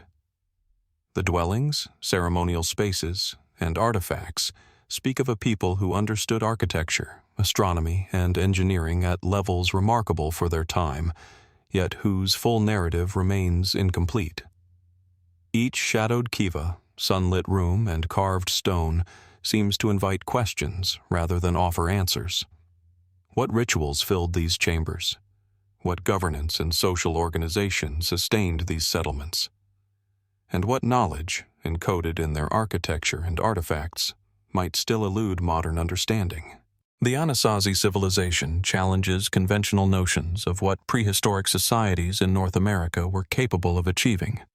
Their complex social structures, architectural sophistication, and astronomical insights suggest a culture of remarkable intelligence, creativity, and adaptability. Yet the lingering mystery, the sudden abandonment, the enduring secrets of kivas, and the hidden meanings within artifacts reminds us that history is often fragmented, leaving tantalizing glimpses of knowledge and achievement for those patient enough to look. As the sun sets over the canyons, casting fiery orange and deep violet shadows across the cliff faces and terraces, the Anasazi ruins seem almost alive, silent witnesses to the lives, rituals, and aspirations of a vanished people. The wind moves through deserted rooms and ceremonial spaces, carrying echoes of footsteps long gone, of gatherings and ceremonies that shaped daily life. And while much remains unknown, the Anasazi invite us to wonder, to explore, and to consider what other secrets lie buried in the cliffs, mesas, and canyons of the Southwest. Secrets that may yet reveal the depth, ingenuity, and complexity of a civilization that continues to captivate our imagination. From the sun-baked mesas and cliff dwellings of the American Southwest, where the Anasazi left behind enigmatic stone cities and ceremonial kivas, our journey now turns to the windswept plains and river valleys of southern Iberia. Here, along the Guadalquivir River and the coasts of what is now Spain, the Tartessos Civilization flourished in a time that predates much of recorded European history. Imagine approaching the ancient riverbanks at twilight. The water glimmers faintly under a fading sun, reflecting the silhouettes of long-lost settlements and the faint traces of riverine trade routes. The landscape feels almost suspended in time, a liminal space where the line between history and legend blurs, hinting at a culture both rich and deeply mysterious. Tartessos is believed to have thrived between roughly 1200 and 550 BCE, representing one of the earliest known civilizations in the Iberian Peninsula. Ancient texts speak of a society wealthy in metals, particularly gold and silver, and skilled in trade, agriculture, and craftsmanship. Yet, despite these references, the physical and archaeological evidence of Tartessos is scarce, leaving much to speculation. How could a civilization so influential in trade and metallurgy leave behind so few tangible remnants? And what secrets of their society, technology, and worldview remain buried beneath the sediment of time? The accounts of Tartessos from Greek and Roman writers are tantalizing, yet cryptic. They describe cities of great wealth, rulers of legendary wisdom, and commerce stretching across the Mediterranean. Archaeologists have uncovered evidence of fortified settlements, mineral extraction sites, and imported goods, hinting at a civilization that engaged in extensive trade networks. Yet the exact locations, urban layouts, and social structures remain largely unknown. Could the wealth and influence of Tartessos have been sufficient to shape early Mediterranean history, even if the physical traces have largely vanished? And what might these lost cities reveal about early European civilization, cultural exchange, and human ingenuity? One of the most compelling aspects of Tartessos is its reputation as a center of metallurgy. Gold, silver, and tin were not only abundant but apparently worked with remarkable skill, yielding jewelry, ceremonial objects, and tools. These artifacts suggest a people with sophisticated techniques and aesthetic sensibilities, capable of transforming raw materials into objects of both utility and beauty. Yet the archaeological record is frustratingly incomplete. Were these skills developed independently or influenced by traders and craftsmen from the eastern Mediterranean? And what role did metallurgy play in their social and religious life, and in maintaining their legendary wealth and power? Tartessos also occupies a liminal space between history and myth. Some accounts speak of kings with knowledge of astrology and divination, or cities that vanished beneath rivers and marshlands, swallowed by time and water. Were these stories allegorical, or could they reflect environmental changes, floods, or other natural phenomena that reshaped the landscape and erased physical evidence? Could some of the legends, passed down through Greek and Roman historians, contain kernels of truth waiting to be uncovered by careful excavation and interpretation? Archaeological discoveries have offered tantalizing glimpses into Tartessian culture. Fortified settlements, ceramic fragments, and traces of irrigation indicate organized urban planning, agriculture, and social coordination. Decorative motifs and imported goods suggest a sophisticated aesthetic sense and connections across the Mediterranean. Yet the civilization's disappearance remains one of the most perplexing mysteries of ancient Europe. Did environmental shifts, political upheaval, or external invasion cause the collapse of Tartessos, or was it a more gradual decline into obscurity? And what cultural knowledge, technological innovations, or artistic traditions were lost along with it? The enigma of Tartessos is further amplified by the lack of written records. While inscriptions in the Tartessian script have been found, they remain only partially deciphered, leaving the language and its content largely mysterious. What insights might these inscriptions hold regarding trade, governance, religious practice, or social hierarchy? And could further discoveries of text, art, or architecture radically alter our understanding of early European civilizations? Walking along the riverbanks or through the remains of ancient settlements today, one senses the echo of a civilization both powerful and elusive. Every fragment of pottery, every trace of metallurgy, every faint outline of a building raises questions about human ingenuity, adaptation, and ambition. The wealth described in ancient accounts seems almost tangible, yet the culture itself slips through the fingers of history, known more through legend than through tangible evidence. How does a civilization of such apparent significance leave so little behind? and what other secrets might lie buried beneath the Guadalquivir and surrounding plains, waiting for discovery. Tartessos challenges modern assumptions about the development of civilization in Europe. It suggests a society capable of complex trade, metallurgy, and organization, yet one that remains largely invisible to the archaeological record. And it reminds us that much of history exists in the gaps, between legend and fact, between fragmentary artifacts and vanished cities, inviting careful investigation, reflection, and imagination. As the sun sinks below the horizon, casting long shadows over the ancient river valley, the landscape seems to hold its breath. The whisper of water, the rustle of reeds, and the glint of metal fragments in the soil all hint at human lives, achievements, and mysteries now largely lost to time. Tartessos remains a civilization of shadows and whispers, beckoning us to explore, to question, and to consider what else might be hidden beneath the surface.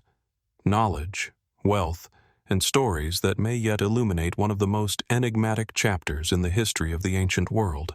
From the golden plains and river valleys of southern Iberia, where the Tartessos civilization left behind whispers of wealth, legend, and vanished cities, our journey now crosses the continent once more, this time to the rolling hills and fertile riverbanks of southeastern Europe. Here, along the banks of the Danube in what is now Serbia, the Vinca culture emerged thousands of years ago, creating settlements, symbols, and artifacts that continue to intrigue archaeologists and historians alike. Picture standing on a gentle slope overlooking a Vinca settlement. The earth dotted with the remains of long-abandoned houses, pits once filled with grain, and fragments of pottery catching the afternoon light. The air is thick with the scent of damp soil and river water, and the quiet seems almost intentional, as if the land itself guards the secrets of a civilization that flourished long before the rise of written history. The Vinca culture thrived roughly between 5,700 and 4,500 BCE, making it one of Europe's earliest known complex societies. Unlike the monumental constructions of Tartessos or the cliff dwellings of the Anasazi, Vinca settlements were modest in scale but remarkable in organization. Houses were often rectangular and constructed with wattle and daub techniques. Streets were laid out with apparent planning, and storage pits suggest advanced agricultural practices. Yet even in these seemingly simple villages, layers of mystery accumulate. How did a pre-writing society achieve such social coordination and technical skill? And what ideas or belief systems guided their daily lives, their crafts, and their rituals? Perhaps the most enigmatic aspect of Vinca culture lies in its artifacts, particularly the symbols etched into pottery, figurines, and clay tablets. These markings, collectively known as the Vinca script, remain undeciphered, leaving the content and purpose of their writing, or proto-writing, open to speculation. Were these symbols purely decorative, or did they encode information about trade, religion, or governance? Could they represent one of the earliest attempts at written communication in human history, a system lost to time before it could evolve into full literacy? Each artifact offers a tantalizing glimpse into an intellectual life that is only partially visible, a shadow of thought captured in clay. Equally compelling are the Vinca figurines, small clay figures, often depicting humans or hybrid human-animal forms.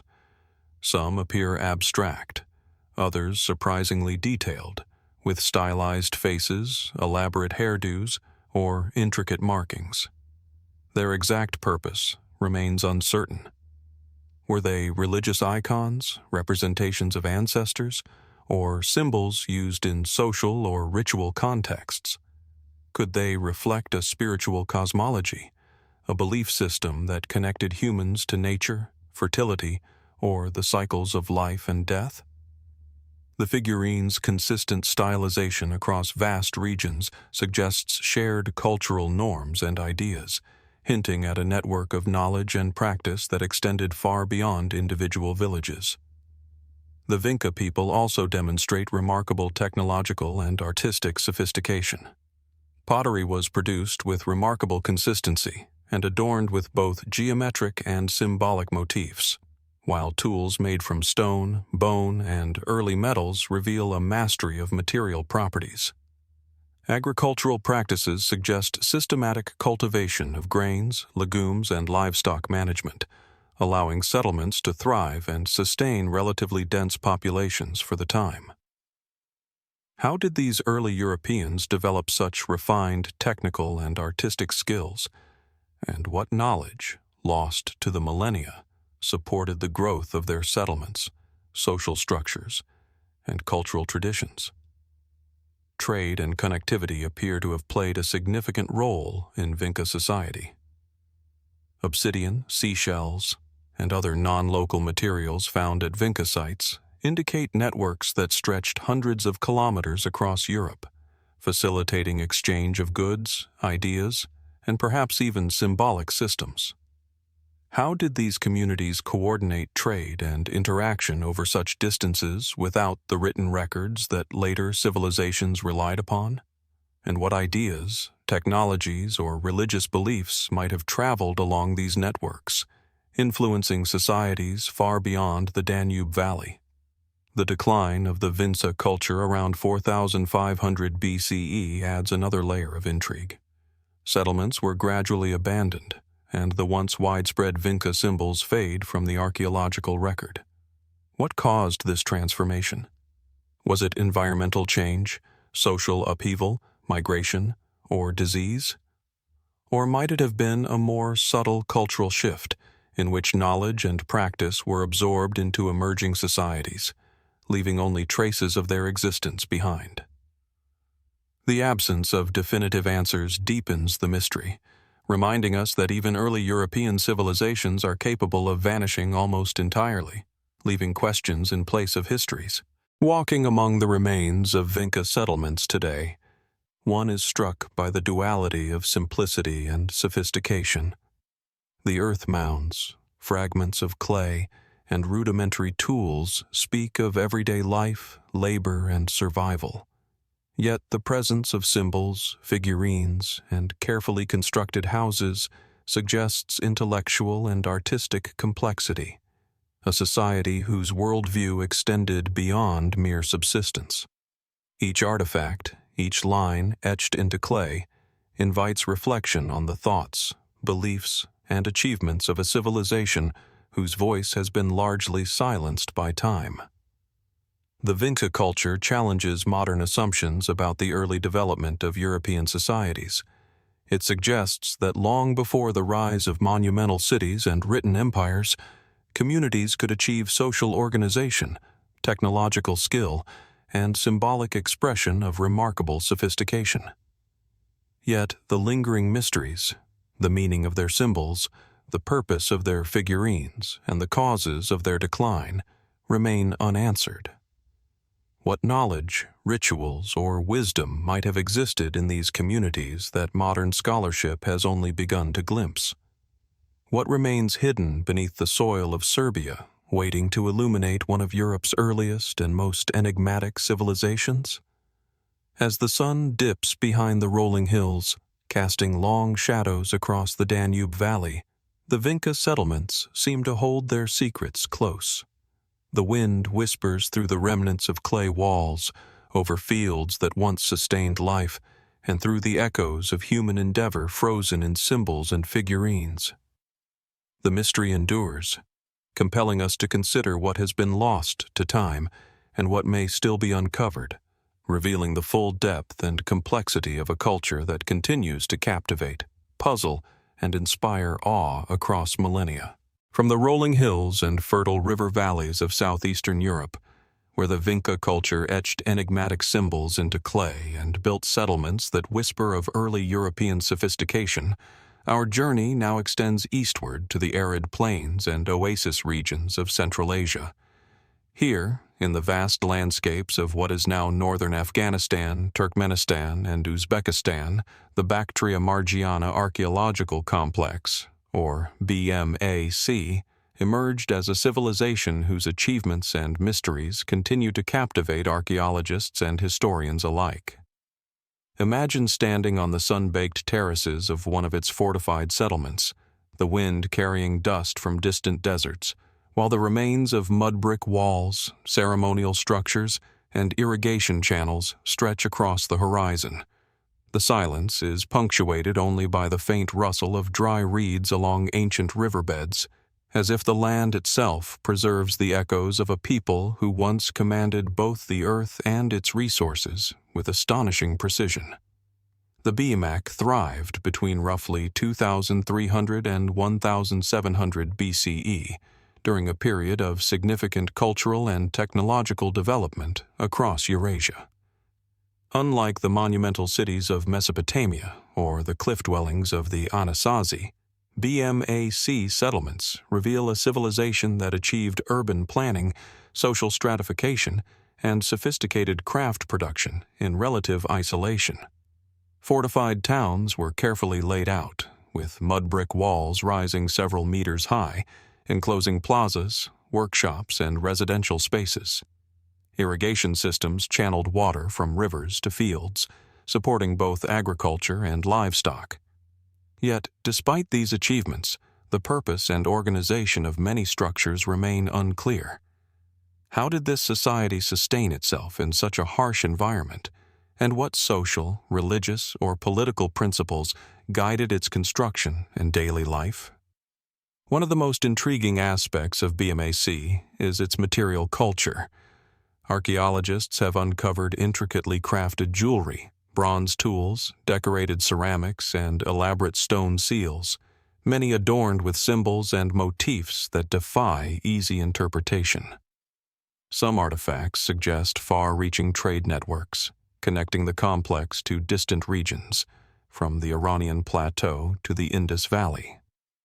How did these people acquire raw materials, maintain specialized craftsmanship, and transmit complex techniques without the extensive written records that other contemporary civilizations relied upon? And what stories, beliefs, or knowledge might these objects encode, waiting for interpretation across millennia? The fortified towns of BMAC reveal a society deeply concerned with both defense and ritual. Massive walls and bastions suggest the need for protection, perhaps against rival communities or nomadic incursions. At the same time, ceremonial complexes, altars, and ritual objects indicate a spiritual life rich in symbolism. Did religion and governance coexist within these spaces, guiding both societal cohesion and daily survival? Could some of the architectural choices reflect cosmological knowledge or sacred geometry, principles that informed the very layout of their cities?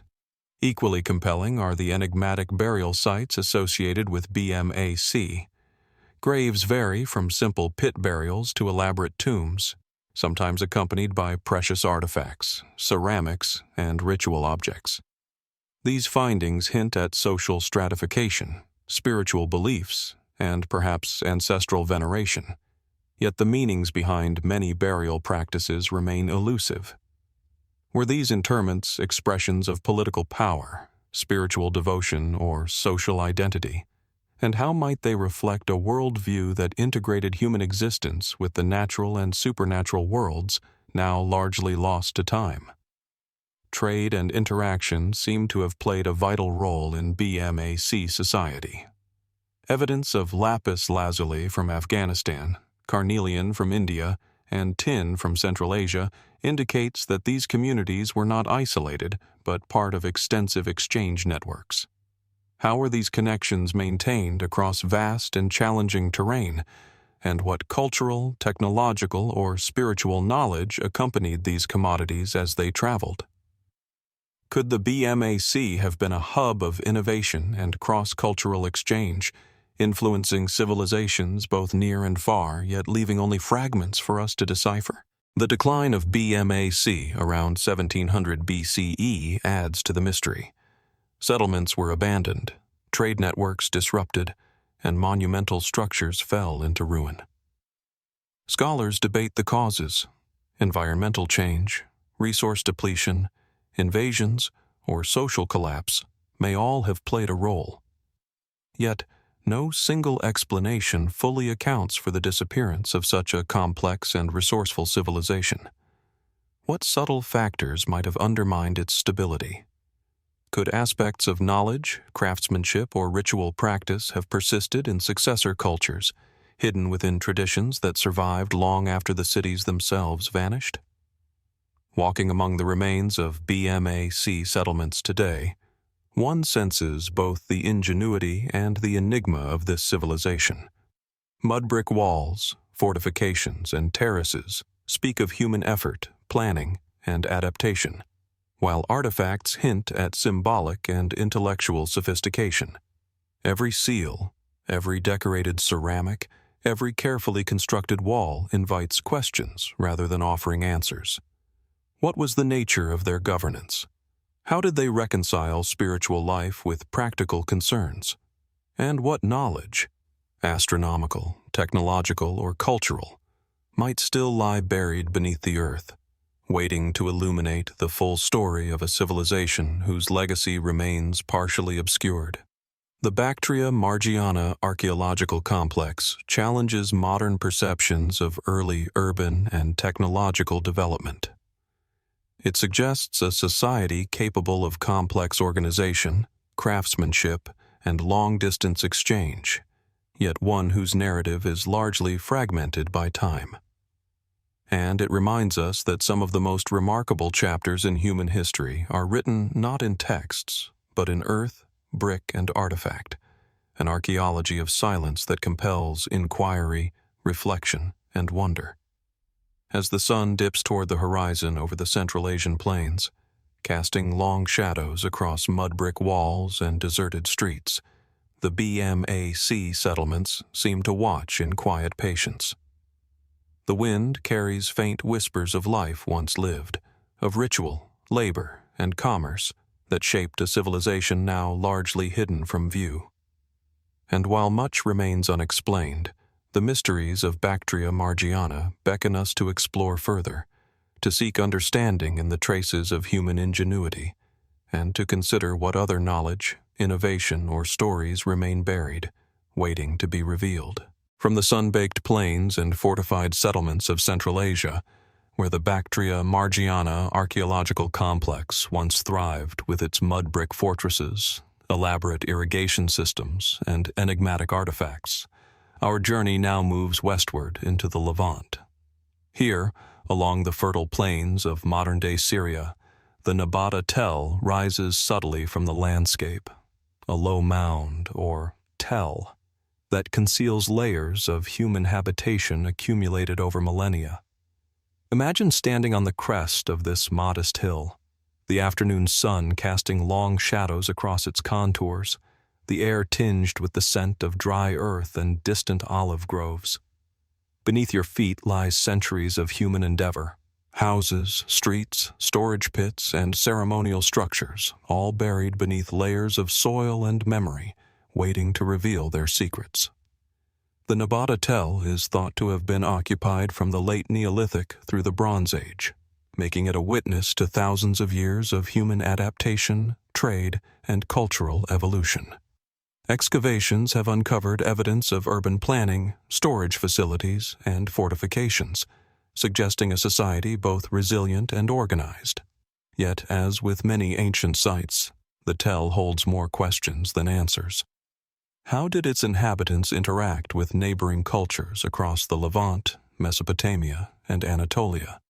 What ideas, technologies, or rituals did they carry? And what stories of daily life remain hidden beneath layers of sediment?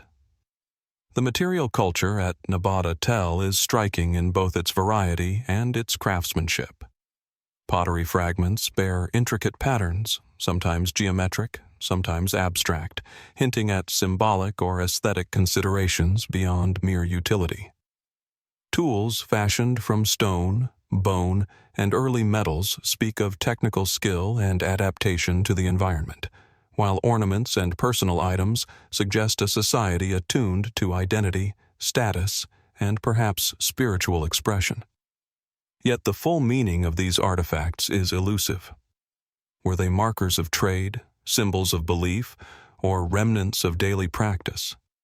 And how much of their knowledge, mathematical, agricultural, or ritual, was encoded in objects now only partially preserved? The architecture of Nabada Tell further deepens the mystery. Excavations reveal multi-roomed houses, communal spaces, and fortifications built from mud brick and stone, sometimes arranged with apparent planning and symmetry. Some structures hint at ceremonial or ritual use, while others suggest practical functions for storage and habitation. How were these spaces organized socially? Did certain structures serve as administrative or religious centers? And what principles guided their construction? Pragmatism, symbolism, or a combination of both? Trade appears to have been a vital component of life at Nabada Tell. Archaeologists have identified imported materials, including obsidian, shells, and metal objects, suggesting long-distance exchange networks. How were these networks maintained in a landscape punctuated by deserts, rivers, and mountains? And what ideas, technologies, or cultural practices might have traveled along with these goods, subtly shaping the social and intellectual fabric of Nabada Tell's inhabitants? The tell also presents tantalizing enigmas in its burial practices. Human remains, sometimes accompanied by grave goods, provide glimpses into social hierarchy, spiritual beliefs, and mortuary rituals. Yet much remains unexplained. Why were certain individuals buried with specific items, while others were not? Do the graves hint at ancestral veneration, social status, or ritual symbolism now lost to time? And what might these practices reveal about the relationship between the living and the dead, and the cultural memory of this ancient society? Perhaps the most compelling mystery of Nabada Tell lies in its long-term continuity and eventual transformation. Layers of occupation suggest a civilization capable of adapting to environmental change, social pressures, and regional interactions over centuries. Yet the reasons for the Tell's decline and the precise nature of its connections to neighboring civilizations remain uncertain. Was the abandonment gradual, a response to shifting rivers, climate change, or political upheaval? Or did more sudden events, conflict, migration, or disease, reshape the region, leaving Nabada Tell as a silent witness to vanished societies? Walking across the surface of the mound today, one senses both the human effort preserved in the earth and the enduring mystery of lives long past. Each fragment of pottery, each uneven brick, and every depression in the soil speaks of people who labored, celebrated, traded, and died here, yet whose full stories are only partially recoverable. What rituals were performed in the courtyards? What dreams and fears guided their decisions, their architecture, their tools? And what knowledge encoded in these buried layers may still lie waiting to be unearthed? Nabada Tell challenges assumptions about the early civilizations of the Levant. It demonstrates sophistication in urban planning, craftsmanship, and trade, yet its mysteries remind us that the past is rarely fully accessible. Even in sites thoroughly studied, the layers of time obscure as much as they reveal, leaving archaeologists and historians to piece together narratives from fragments, conjecture, and careful observation. As the sun sets over the Syrian plains, casting golden light across the mound, the tell seems almost alive, a repository of human memory suspended in soil and stone. The wind carries echoes of footsteps along ancient streets, voices from homes long gone, and the silent work of generations shaping their environment. And while much remains unknown, Nabada Tell beckons the curious, inviting us to consider what remains hidden beneath its layers. Knowledge, innovation, rituals, and stories that may yet illuminate the life of a civilization that once flourished and now waits quietly beneath the earth. From the fertile plains of Syria, where Nabada Tell rises as a layered witness to millennia of human settlement, trade, and ritual, our journey now moves across the Mediterranean Sea to a small but extraordinary archipelago, Malta. Here, amid sun-drenched limestone cliffs and rolling fields, lie the remnants of one of Europe's most enigmatic prehistoric cultures, the megalith builders of Malta. Imagine standing before the towering stones of Hagar Chim or Menajdra as the dawn light washes over them, casting long, mysterious shadows across the ancient temple floors. The air carries the scent of salt and earth, and the silence is profound, broken only by the occasional rustle of wind through scrub and grass, as if the stones themselves hold memories of ceremonies, gatherings, and knowledge long lost to time. The megalithic temples of Malta, constructed between 3600 and 2500 BCE, predate even the pyramids of Egypt and the Stonehenge complex in Britain. Their scale, precision, and sophistication are astonishing, particularly considering the small island communities that built them. Massive limestone blocks, some weighing tens of tons, were quarried, transported, and assembled with remarkable ingenuity. How did these early Maltese societies move and manipulate such immense stones without the wheel, draft animals, or modern machinery?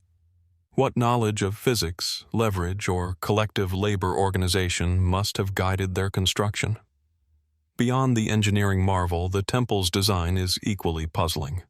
Many exhibit precise alignments with celestial events, the solstices and equinoxes, hinting at a sophisticated understanding of astronomy. Within these stone chambers, altars, niches, and carvings suggest ritualistic and ceremonial use. Were these spaces used for communal gatherings, offerings to deities, or astronomical observation? And what beliefs or cosmologies inspired the builders to create structures so enduring, elaborate, and symbolically charged? Artifacts uncovered within these temples further deepen the mystery. Intricately carved figurines, often interpreted as fertility symbols, pottery decorated with geometric patterns, and ritual objects hint at a society attentive to spirituality, ritual, and possibly social hierarchy. Yet the precise meaning and use of many objects remain elusive. How did these items relate to the daily lives, beliefs, and ceremonies of the Maltese people? And what knowledge, ritual, astronomical, or societal, was embedded within their arrangement and design? The scale and uniformity of construction across multiple temple complexes suggest a level of social organization that is difficult to reconcile with the presumed small population of the islands at the time. Coordinating labor, planning large-scale projects, and sustaining communities capable of constructing multiple monumental sites would have required sophisticated social structures. How did these societies maintain cohesion and knowledge across generations? Could the temples have served as centers for not only ritual, but also governance, education, or cultural continuity? Another intriguing aspect of Malta's megaliths is the complexity of their symbolic carvings. Spirals, concentric circles, and abstract motifs cover walls and altars, yet their meaning remains indecipherable. Were these signs a form of proto-writing, a symbolic language, or purely decorative expressions of cultural or spiritual identity? Could they encode astronomical knowledge, calendrical information, or rituals meant to guide the living and honor the dead? Each carving invites speculation, yet answers remain tantalizingly out of reach. Equally compelling is the enduring mystery of the temple's disappearance. Around 2500 BCE, construction abruptly ceased, and the island's monumental culture declined. Scholars speculate on possible causes: climate change, resource depletion, social upheaval, but no single explanation fully accounts for the sudden cessation of activity. What caused a society capable of monumental engineering and complex ritual to vanish, leaving behind silent temples as its only testimony? And what knowledge, lost along with the decline of this culture, might still lie buried beneath the stones or scattered across the island landscape? Walking among the surviving structures today, one is struck by the intimacy of human endeavor and the vastness of the unknown. Each stone block, each altar, and each carved spiral represents both labor and intention, yet their full purpose remains beyond our grasp. How did these ancient Maltese perceive the world around them? What ceremonies, celebrations, or observances took place within the shadowed recesses of these temples? And what secrets of engineering, astronomy, and ritual remain encoded within their enduring form, waiting for patient investigation to reveal them? The megalith builders of Malta challenge modern assumptions about prehistoric societies in remarkable ways. They demonstrate that even in small island communities, humans could conceive, organize, and execute monumental architecture that embodies technical skill, artistic expression, and spiritual or cosmological sophistication. Yet the enduring mysteries, unexplained alignments, undeciphered symbols, and sudden societal decline remind us that much of human history lies in shadows, visible only through fragments, stones, and echoes of activity long past.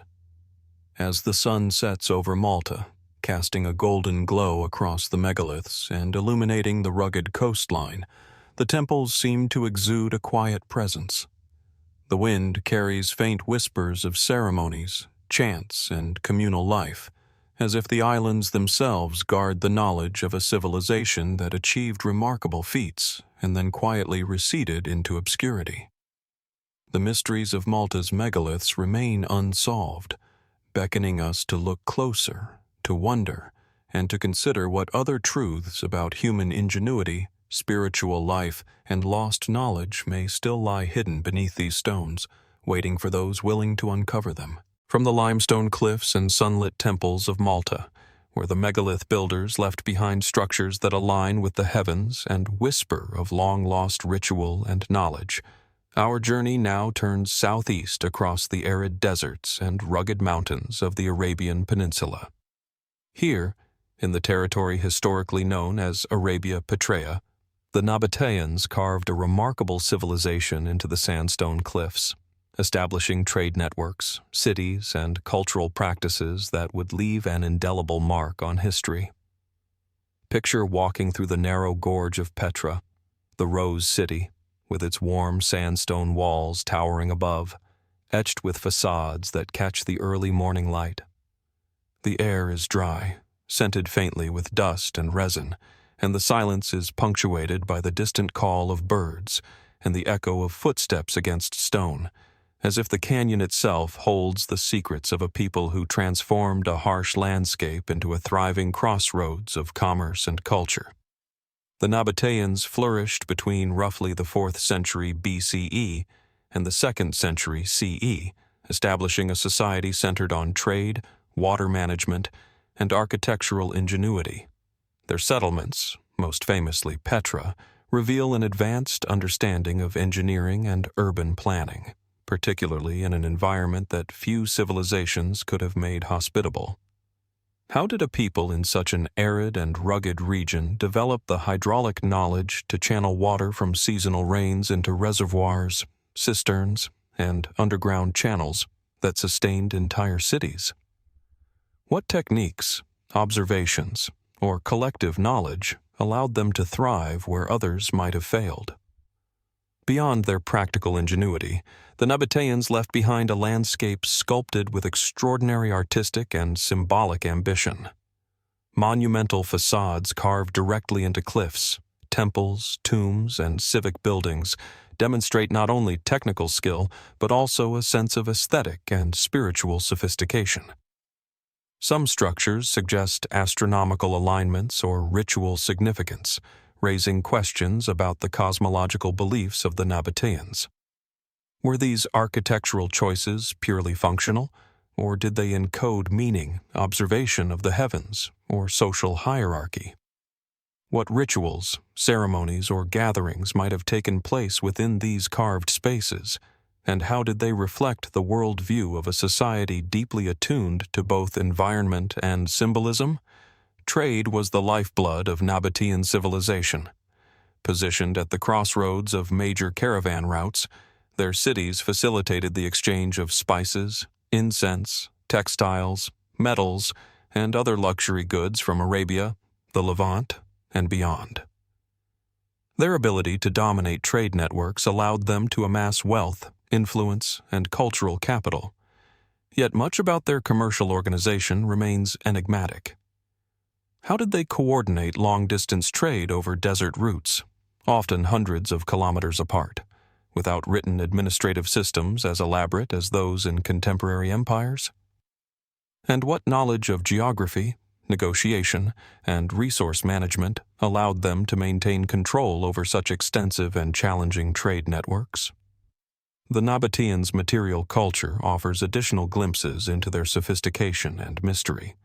Pottery, inscriptions, coinage, and religious artifacts reveal a society with distinctive artistic expression, ritual practices, and cultural identity. Some inscriptions reference deities, trade transactions, or funerary rites, yet their meanings often remain partially obscure, leaving tantalizing questions about religious practice, political organization, and societal norms. How did symbolism, language, and iconography intertwine to shape their identity and maintain cohesion across desert cities? And what knowledge, once integral to Nabataean life, has been lost to the sands of time? Perhaps the most enigmatic aspect of Nabataean civilization is the apparent disappearance of its cultural and political autonomy, following Roman annexation in the early 2nd century CE. Petra, once a thriving hub of trade and administration, gradually declined, its elaborate facades slowly reclaimed by nature and desert sands. Was this decline a result of economic shifts, environmental pressures, political absorption, or a combination of factors? And what traces of Nabataean knowledge, architectural, hydraulic, or commercial, were absorbed by neighboring cultures, influencing the Mediterranean and Near Eastern worlds long after the society itself receded from prominence? Walking through Petra or other Nabataean sites today, one is struck by both the visible mastery and the enduring mysteries of this civilization. Every carved facade, every cistern, every inscription suggests ingenuity, foresight, and cultural sophistication. Yet questions abound. How much of their social, religious, or technical knowledge has vanished entirely? What secrets of desert survival, water management, or trade logistics remain hidden beneath the stone and sand? And how did a relatively small population achieve such enduring influence, leaving monuments that continue to inspire awe and curiosity millennia later? The Nabataeans challenge modern assumptions about desert civilizations. They demonstrate that even in harsh and unforgiving environments, human ingenuity, cultural complexity, and spiritual ambition can flourish. Yet the mysteries surrounding their rise, technological prowess, and eventual decline remind us that much of human history exists in partial shadows, accessible only through careful observation, excavation, and reflection. As the sun dips behind Petra's rose-colored cliffs, casting long shadows through the narrow gorges and illuminating intricate carvings, the city seems almost alive, holding its secrets in silence. The wind whispers through the empty streets and tombs, carrying echoes of bustling marketplaces, ritual ceremonies, and caravans that traversed the desert long ago. The Nabataeans endure as both a testament to human ingenuity and a riddle of the past, inviting us to explore, question, and wonder. What other knowledge, technology, and stories lie hidden in the rocks and sands of Arabia Petraea, waiting to illuminate one of history's most remarkable civilizations? From the rose-colored cliffs and desert caravan routes of Arabia Petraea, where the Nabataeans carved cities into stone and built a civilization that thrived on trade, ingenuity, and the quiet mastery of harsh landscapes. Our journey now sweeps south along the Nile River to the lands of what is today Sudan. Here, amidst sun-scorched plains, shifting sands, and the life-giving waters of the Nile, the Kingdom of Kush rose as a powerful and enduring civilization, its monuments and burial sites echoing with stories of wealth, conquest, and mystery. Imagine standing on the edge of the ancient city of Meroe, gazing across countless pyramids rising from the desert like silent sentinels. The wind carries the scent of dry earth, the faint rustle of palm fronds along the river, and a sense of time compressed, layers of human achievement buried beneath centuries of sand and sun. The Kingdom of Kush flourished for over 1,000 years, roughly between 1070 BCE and 350 CE, exerting influence over Nubia, Egypt, and the broader Nile Valley. Its rulers, often referred to as the Black Pharaohs in Egyptian texts, commanded not only military power, but also a complex society capable of urban planning, monumental architecture, and intricate trade networks. Kushite cities such as Napata and Meroe were centers of political authority, religious devotion, and artistic production, yet much about their daily life, governance, and cultural beliefs remains elusive. How did a civilization situated along the harsh banks of the Nile develop the capacity to rival Egypt, constructing pyramids, temples, and palaces with precision and elegance? The architectural achievements of Kush are extraordinary, particularly the pyramids of Meroe. Though smaller than their Egyptian counterparts, they are far more numerous, with hundreds of tombs aligned along vast necropolises. Each pyramid holds the remains of a ruler, accompanied by jewelry, ceremonial items, and inscriptions in the Meroitic script, a writing system that, despite decades of study, remains only partially deciphered. What secrets might these inscriptions hold about the political, religious, and social structures of Kush? Could they reveal lost knowledge about governance, cosmology, or even scientific understanding, encoded in symbols still beyond our full comprehension? Art and craftsmanship also illuminate the sophistication of Kushite culture. Sculptures, pottery, jewelry, and intricate reliefs depict rulers, deities, and ceremonial practices, combining indigenous Nubian styles with influences from Egypt, the Mediterranean, and beyond. Yet many artifacts retain an enigmatic quality: ceremonial masks, mysterious amulets, and depictions of animals whose symbolic significance is unclear. How did Kushite artisans convey meaning through these objects, and what spiritual or cultural ideas might have been lost when knowledge passed only through oral tradition or cryptic inscriptions? The Kingdom of Kush was also a center of trade and resource extraction.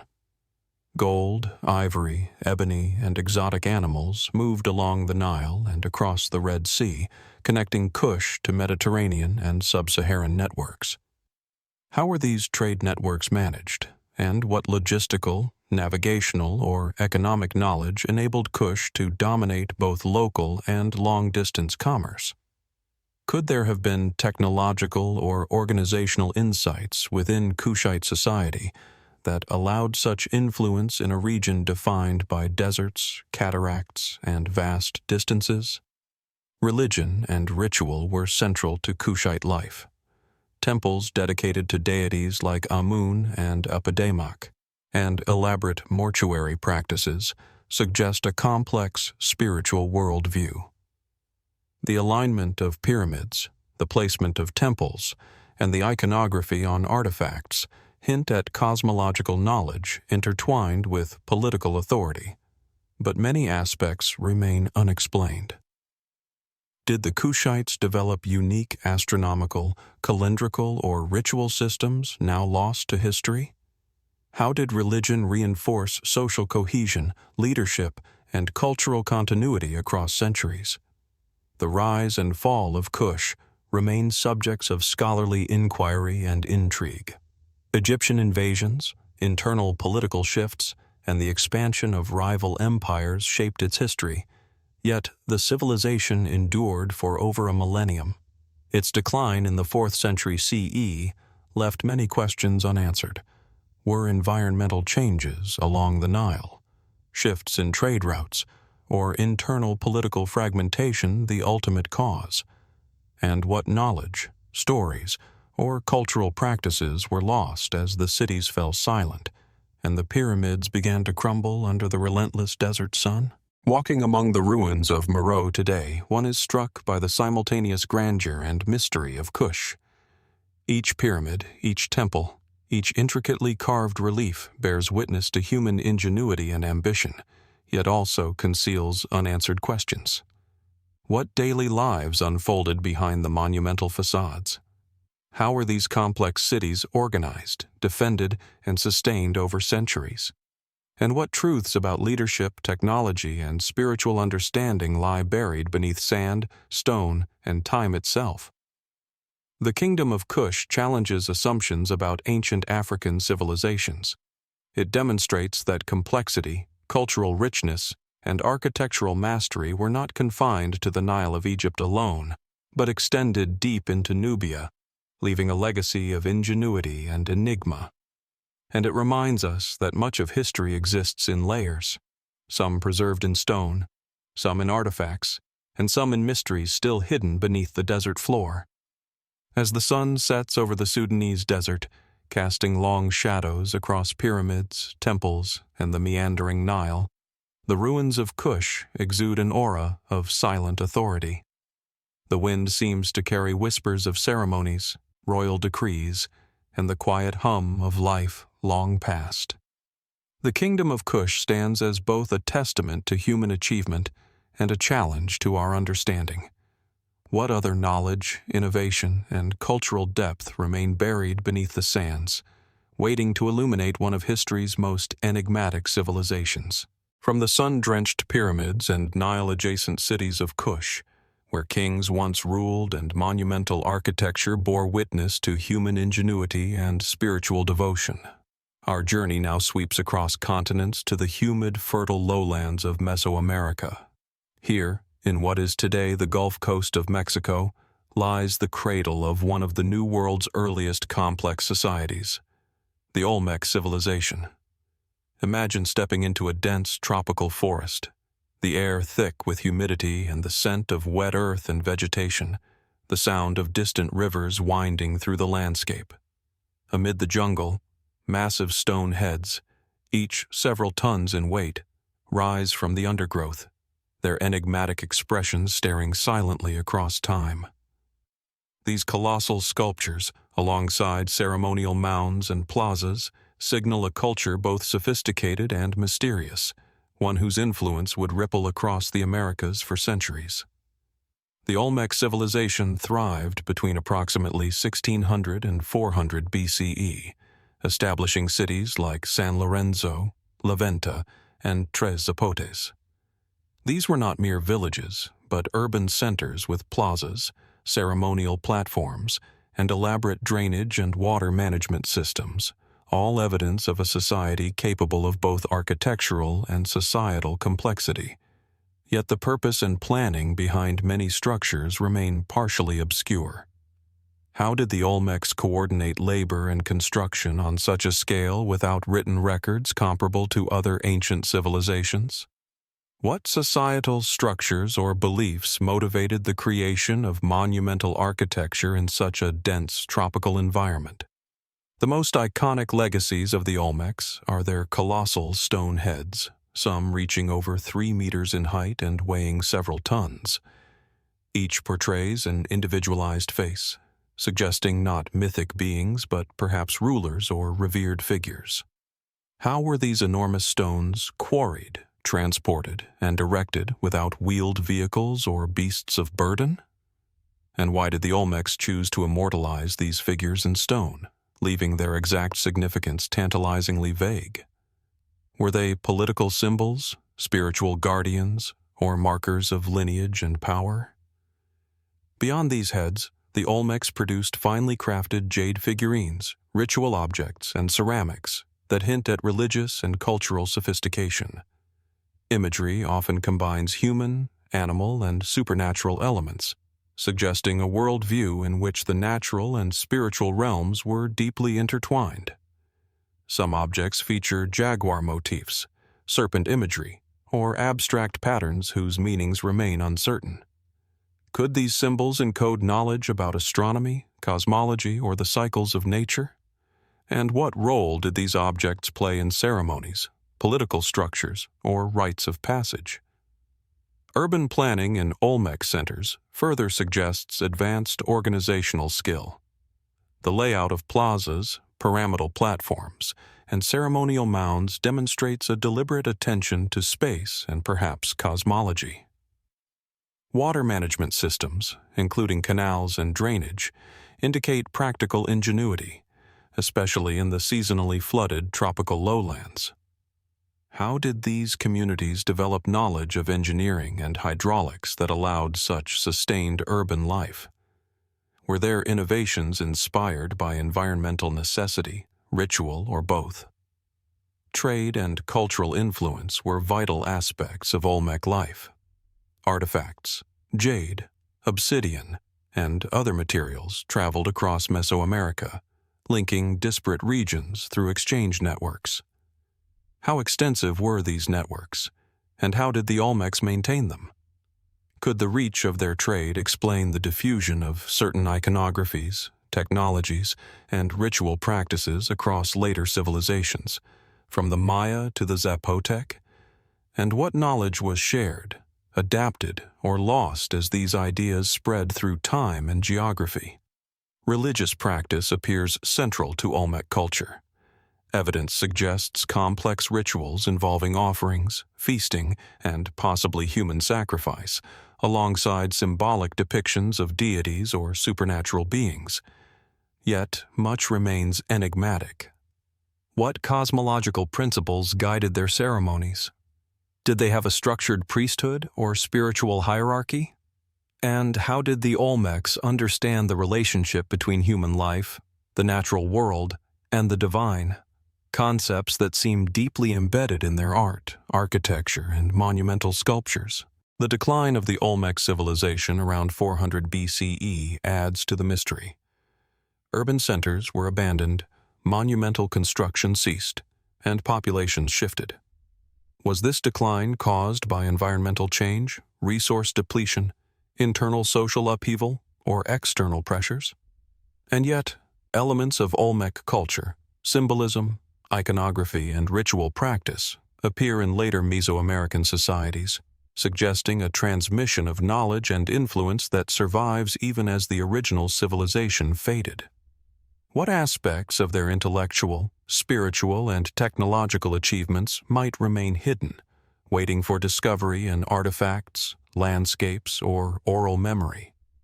Walking among the remains of San Lorenzo or La Venta today, one is struck by both the sophistication and the enduring mystery of the Olmecs.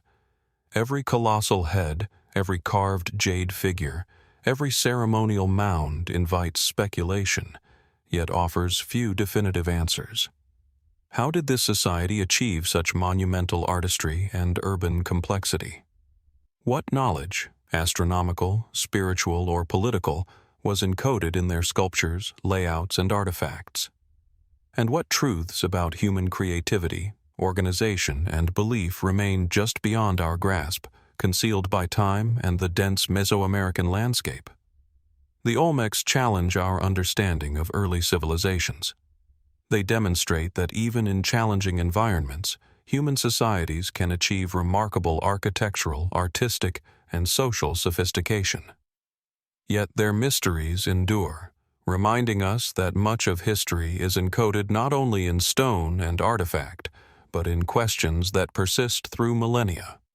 As the sun filters through the thick canopy of the tropical lowlands, illuminating a colossal stone head and casting shadows across a long-forgotten plaza, the Olmecs seem to watch silently. The wind whispers through the ruins, carrying echoes of ritual chants, bustling markets, and lives that unfolded long ago. And while many answers remain beyond reach, the civilization of the Olmecs continues to call us to wonder, inviting us to ponder the knowledge, stories, and mysteries they left behind, hidden, enigmatic, and enduring across time. From the dense, humid lowlands of Mesoamerica, where the Olmecs carved colossal heads and ceremonial mounds that continue to baffle and inspire, our journey now travels far south across the continent to the high plains of the Andes. Here, above 3,800 meters, in the wind-swept altiplano of modern-day Bolivia, lies the ancient city of Tiwanaku, a place where stone, sky, and human ambition converge in ways that continue to challenge our understanding. Imagine standing before the monolithic Gateway of the Sun, its intricate carvings etched deep into andesite, the cold wind biting at your face as clouds roll over the distant peaks of the Andes. The surrounding plains are vast and barren, yet scattered with the ruins of temples, palaces, and ceremonial platforms, remnants of a civilization that thrived in one of the harshest environments on Earth.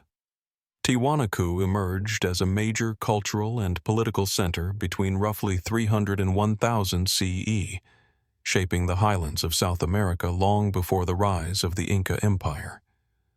Its influence extended across the Altiplano, with evidence of architectural, agricultural, and social innovations that allowed it to sustain a large and complex society.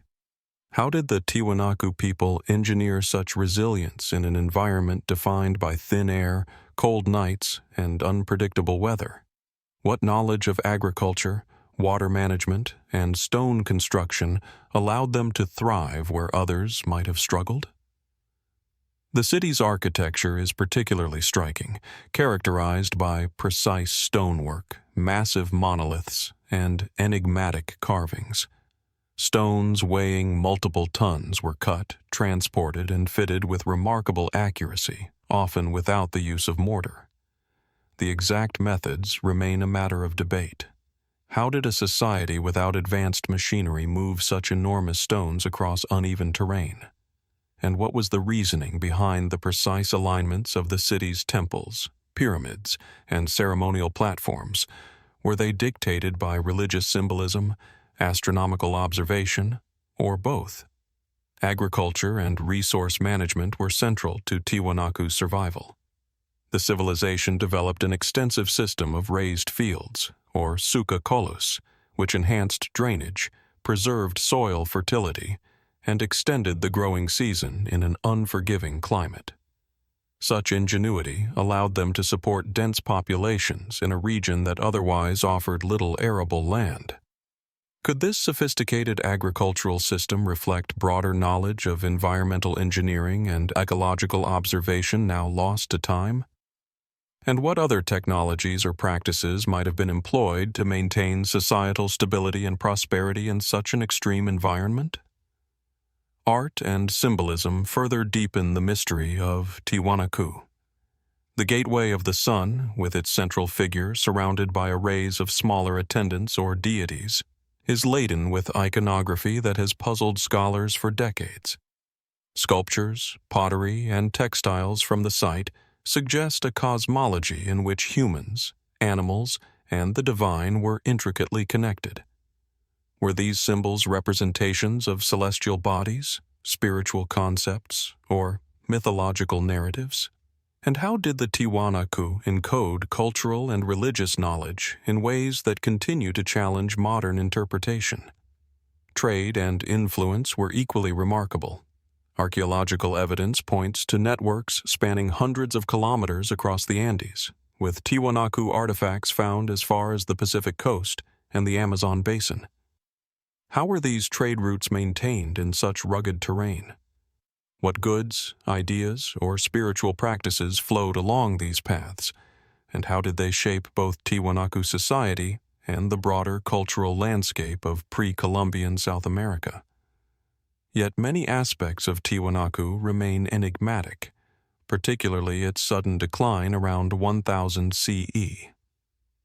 Cities were abandoned, monumental construction ceased, and the Altiplano eventually fell into relative silence. Was this due to environmental factors, such as prolonged drought, soil exhaustion, or climatic shifts? Or did social upheaval, political fragmentation, or external pressures precipitate the collapse? And even in its decline, what knowledge, belief systems, and innovations were preserved, transmitted, or lost entirely? Walking among the ruins today, one is struck by both the scale and subtlety of Tiwanaku's achievements. Each carved stone, platform, and ceremonial space is a testament to human ingenuity, yet also a repository of unanswered questions. How did the Tiwanaku people organize labor and maintain social cohesion in a high-altitude environment that few could inhabit comfortably? What rituals were performed on these platforms, and what knowledge of astronomy, spirituality, or mathematics guided their construction? Tiwanaku challenges our understanding of what is possible in seemingly inhospitable environments. It demonstrates that human creativity, technical skill, and social organization can flourish in conditions that appear extreme by modern standards. Yet its mysteries endure, reminding us that much of history is obscured by time, climate, and the absence of written records. The city's ruins evoke a sense of awe and wonder, compelling us to ask questions about the limits of human achievement, the ingenuity of early civilizations, and the knowledge that may still lie buried beneath the Andes. As the Andean sun dips low over the distant peaks, casting long shadows across Tiwanaku's stone terraces, one senses the echoes of rituals, festivals, and lives long past. The wind whistles through the remains of ceremonial spaces, carrying whispers of a civilization that understood the sky, the land, and human potential in ways that remain largely enigmatic today.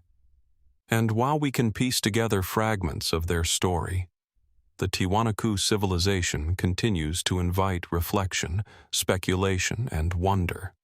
What secrets, knowledge, and wisdom remain hidden within the stones, waiting to reveal the full scope of this extraordinary society? From the windswept high plains of Bolivia, where the Tiwanaku civilization rose in isolation, shaping monumental stone architecture and intricate ceremonial spaces in the Andes, our journey now turns northward across continents to the arid deserts of southern Egypt.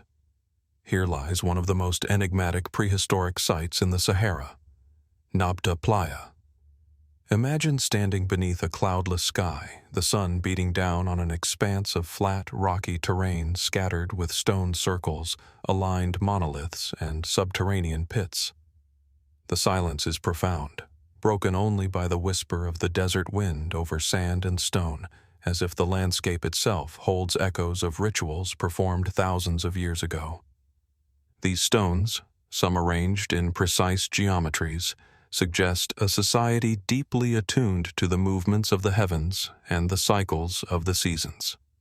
Nabada Playa flourished between approximately 7,500 and 5,000 BCE, making it far older than the famed pyramids of Giza or the monuments of the Nile Valley civilizations that followed.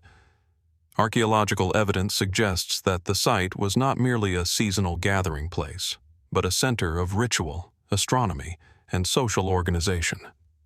How did these early desert communities conceive and construct complex arrangements of stones with alignments that correspond to solstices, the rising of certain stars, or other celestial events?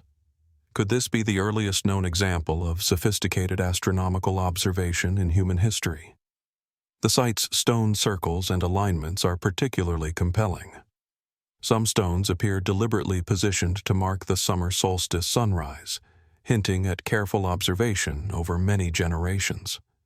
Others form more complex configurations, their purpose still debated. Were these constructions purely ceremonial, intended to honor deities or ancestors? Or did they function as astronomical calendars, guiding agricultural or ritual activity in a landscape defined by scarcity and environmental extremes? And if they were calendars, how accurate was the knowledge embedded in their placement, and how did it influence the lives of those who lived here? Artifacts recovered from Nabata Playa add further intrigue. Pottery, figurines, and evidence of domesticated animals indicate that these communities were highly organized, capable of sustaining seasonal gatherings of extended groups. Social structures capable of coordinating such large-scale ritual activity must have existed, yet their exact nature is elusive. Did these gatherings serve primarily religious purposes, or were they also moments of political negotiation, trade, or cultural transmission? What knowledge about human cooperation and social cohesion allowed these early desert peoples to build structures that have endured for millennia in such a harsh environment? The presence of aligned stones and possible ceremonial structures has sparked speculation beyond conventional archaeology.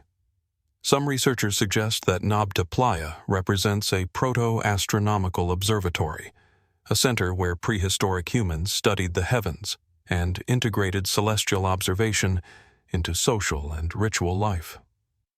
Others point to symbolic interpretations, proposing that the stones encode cosmological or spiritual knowledge.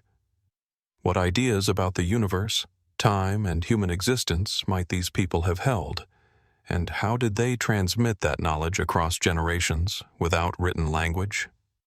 Environmental context adds another layer of mystery. During the period of Nabata Playa's occupation, the Sahara was far wetter and more hospitable than it is today, with lakes, rivers, and grasslands supporting human and animal life. How did climate change affect the development, use, and eventual abandonment of these ceremonial sites? And what strategies, technological, social, or spiritual, did these communities employ to adapt to the shifting environment of the early Holocene? The enigmatic stone arrangements also invite questions about cultural connections. While Nabata Playa predates the dynastic Egyptian civilization, some suggest that its astronomical knowledge and ritual practices may have influenced later developments along the Nile. Could the alignments and ceremonial traditions of Nabata Playa represent the earliest threads of Egyptian cosmology, or were they an entirely independent innovation, reflecting universal human fascination with the sky and cycles of nature? And what was the full scope of knowledge held by these early desert peoples, now largely lost to time? Walking among the stone circles today, one feels both the permanence and fragility of human endeavor. Each monolith, each subtle alignment, seems imbued with intention, yet the exact meanings remain tantalizingly out of reach. How did the builders observe, measure, and translate celestial events into monumental stone? What rituals, celebrations, or knowledge systems were enacted here that might never be recorded in history? And what secrets lie beneath the sands awaiting discovery that could illuminate the cognitive and cultural sophistication of these prehistoric communities? Nabata Playa challenges our assumptions about early human societies. It demonstrates that complex social organization, ritual sophistication, and careful observation of the heavens were possible thousands of years ago before the rise of formal civilizations in Egypt. Yet the mysteries endure, reminding us that much of human history is hidden in the interplay between landscape, observation, and cultural expression. The stones, silent yet eloquent, continue to speak across millennia, inviting reflection, curiosity, and wonder. As the desert sun sets behind distant sandstone ridges, casting long shadows across the stone circles and pits of Nabata Playa, the sight seems almost alive. The wind carries whispers of ceremonies, gatherings, and knowledge long vanished. And while much remains uncertain, Nabata Playa stands as a profound testament to human ingenuity and early engagement with the cosmos.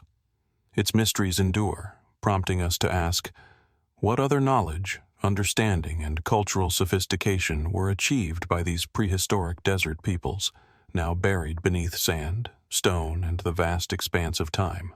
From the sun-bleached stones of Nabata Playa, where prehistoric humans aligned monoliths with the movements of the heavens, we now cross the Mediterranean to the rugged, windswept landscapes of Sardinia. Here, among rolling hills, rocky outcrops, and dense Mediterranean shrubland, rise thousands of mysterious stone towers known as nuraghi, monuments of a civilization that thrived between roughly 1800 and 500 BCE. Standing before these massive structures, some over 20 meters tall and perfectly circular, it is impossible not to sense the deliberate precision and silent authority of the people who built them. The nuragic towers dominate the landscape, casting long shadows at sunrise and sunset, as if marking the passage of time itself. Walking along the uneven paths that wind between clusters of these towers, one notices the craftsmanship. Enormous stones carefully shaped and stacked without mortar, walls that slope inward to create stability, and chambers hidden within, sometimes with narrow staircases or small openings whose purpose is not fully understood. Some towers appear isolated on hilltops, while others are clustered in complex settlements, connected perhaps by pathways now lost to time. What drove the nuragic people to invest such effort in these monumental structures? Were they fortresses, defensive bastions against rival groups, or ceremonial centers where rituals and gatherings unfolded? Archaeologists have long debated the purpose of the nuraghi.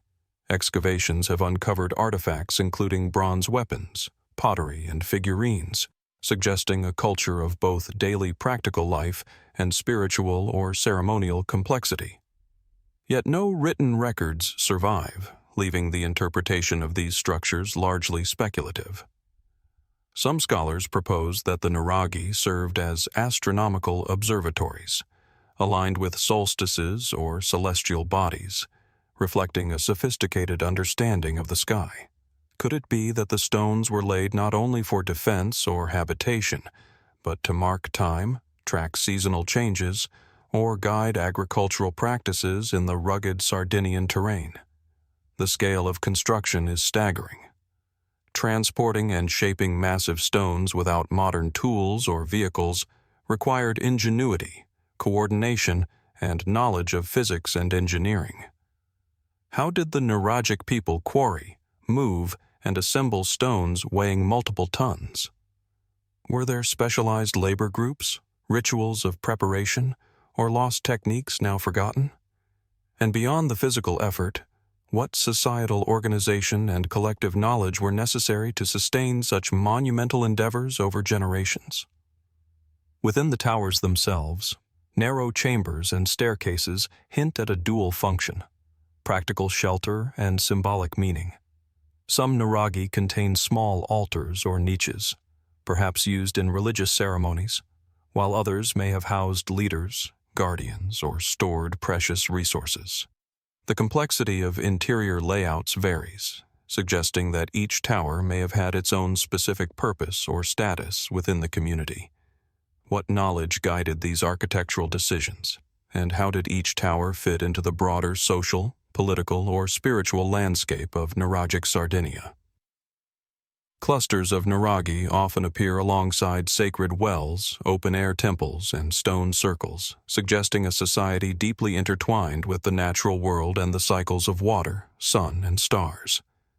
Sacred wells, with steps descending to carefully constructed subterranean chambers, indicate ritual practices tied to water, a vital resource on the rocky island. Some wells align with celestial events, reinforcing the notion that astronomy and spirituality were inseparable in nuragic thought. Did these people develop a calendar system or a method to harmonize daily life with celestial rhythms? And if so, how much of that knowledge has been lost, leaving only stone monuments as silent witnesses? Trade and cultural exchange also hint at the wider reach of the nuragic people. Sardinian obsidian, bronze, and crafted artifacts have been found across the Mediterranean, suggesting networks that connected the island to mainland Italy, the Balearic Islands, and beyond. How were these networks organized, and what knowledge of navigation, negotiation, or resource management allowed the nuragic communities to thrive in relative isolation? Could their influence extend further than the surviving archaeological record suggests, shaping or inspiring other Mediterranean cultures in ways we have yet to fully understand? The art and iconography associated with the nuragic civilization add another layer of mystery. Bronze statuettes, weapons, and ritual objects depict warriors, animals, and abstract symbols. Some figurines resemble deities or spiritual guardians, while others depict ordinary people engaged in daily life. What stories did these objects convey, and how were they integrated into rituals or governance? Did these artifacts serve as tools of social cohesion, religious devotion, or markers of political authority? And why did such a culture, which achieved remarkable architectural and artistic feats, leave no written records, relying instead on symbols, monuments, and oral traditions that have largely vanished? Even the location of the Nuragi suggests intentionality and knowledge. Hilltops, river valleys, and coastal positions appear carefully selected for visibility, access to resources, or strategic advantage. Yet many towers are aligned in ways that suggest a deeper understanding of the landscape: solar paths, water flow, or territorial boundaries. Were these alignments purely functional, or did they carry ritual, astronomical, or symbolic significance? Could the placement of each tower encode knowledge about the cosmos, agricultural cycles, or social hierarchy? Despite centuries of study, the Nuragic civilization retains profound mysteries. Why did such a flourishing society eventually decline, leaving behind thousands of stone towers and settlements largely abandoned? Were shifts in climate, resources, or trade routes responsible, or did internal social dynamics drive the transformation? And even in their decline, what knowledge, technological skill, or spiritual practice might have persisted or influenced neighboring cultures in ways we have yet to uncover? Standing among the Nuragi today, the observer is struck by a sense of both permanence and elusiveness. The stones, shaped and positioned with careful attention, withstand millennia of wind, rain, and erosion, yet their meaning remains tantalizingly just out of reach. How did the Nuragic people view the world around them? How did they understand the relationship between human society, the natural landscape, and the cosmos? And what knowledge of construction, astronomy, and social organization has been irretrievably lost, leaving us to wonder at their ingenuity? The Nuragic towers remind us that ancient civilizations often leave traces that challenge our assumptions about technological skill, social complexity, and human ambition. They stand as silent sentinels, connecting us to a culture that understood stone, space, and sky in ways that remain largely mysterious. And while archaeology has begun to illuminate aspects of their lives, countless questions endure about purpose, belief, knowledge, and the unseen forces that guided their society. As the Mediterranean sun sinks toward the horizon, casting golden light across the circular towers, terraces, and ruined villages, the Nuragi appear almost alive. Shadows stretch across ancient stone, echoing the passage of centuries and the lives of those who built, inhabited, and revered these structures. The wind carries whispers of ceremonies, watchful guardians, and collective effort long past. And though much of the Nuragic story remains buried beneath centuries of earth, stone, and silence, their towers continue to speak to us of human ingenuity, the mysteries of the past, and the enduring question of what knowledge, innovation, and culture remain hidden, waiting to be rediscovered in Sardinia's rocky hills. From the rugged hills of Sardinia, where the Nuragic towers rise as silent sentinels to human ingenuity and mystery, our journey now crosses the Mediterranean and the vast deserts of North Africa. Here, in the remote expanse of the Fezzan Desert in modern-day Libya, once thrived a civilization that has long captured the imagination of historians and archaeologists, the Garamantian Kingdom. Picture the scene. Endless stretches of sand punctuated by scattered oases, the distant shimmer of heat rising from the dunes, and ancient stone settlements partially buried beneath centuries of shifting desert sands. Among these harsh yet hauntingly beautiful landscapes lie the remnants of cities, forts, and an extensive network of underground irrigation channels, known as fogaras, which transformed the arid land into a realm capable of supporting sophisticated society. The Garamantians flourished roughly between 500 BCE and 700 CE, establishing a kingdom that was both politically formidable and economically vibrant. Their strategic location in the Sahara allowed them to control crucial trans-Saharan trade routes, connecting sub-Saharan Africa to the Mediterranean world. Caravans laden with gold, salt, and other valuable commodities passed under their watchful eye. How did a civilization survive, let alone thrive, in one of the most inhospitable regions on the planet? What knowledge of agriculture, water management, and social organization enabled them to build cities in the shifting sands of the Sahara? The architecture of Garamantian settlements is as compelling as the desert itself. Excavations have revealed stone forts, town walls, and ceremonial spaces, often situated atop rocky outcrops or near oases. These structures suggest a society capable of sophisticated planning, defense, and resource management. Yet much remains unclear. How were these stone forts constructed in an environment with minimal timber or durable building materials? Were these structures primarily defensive, ceremonial, or symbolic of political authority? And how did they manage to organize labor and resources to maintain urban centers in such extreme conditions? Central to Garamantian survival and influence were the fogaras, subterranean canals that transported water from underground aquifers to agricultural fields. These impressive feats of engineering enabled the cultivation of crops, the sustenance of livestock, and the support of dense populations in a desert environment. The scale of these projects is remarkable. Networks of canals stretch for kilometers, carefully graded to maintain a consistent flow, often hidden beneath shifting sands. How did the Garamantians acquire the technical knowledge to construct such precise and resilient irrigation systems?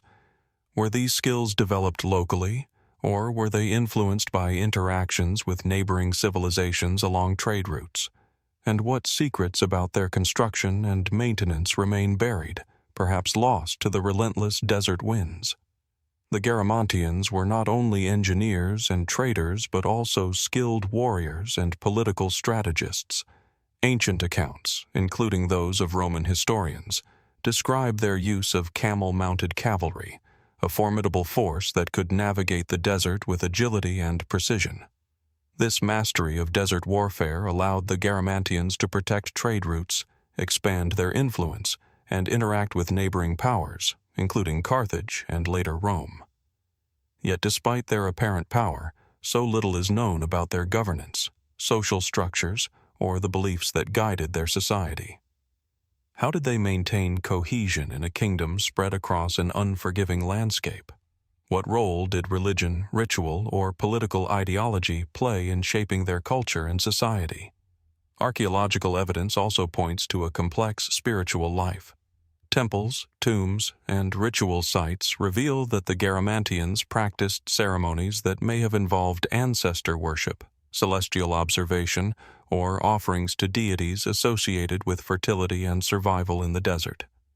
Human remains, sometimes interred with goods or jewelry, indicate social stratification and suggest that certain individuals were revered or held special status. What did the Garamantians understand about life, death, and the cosmos?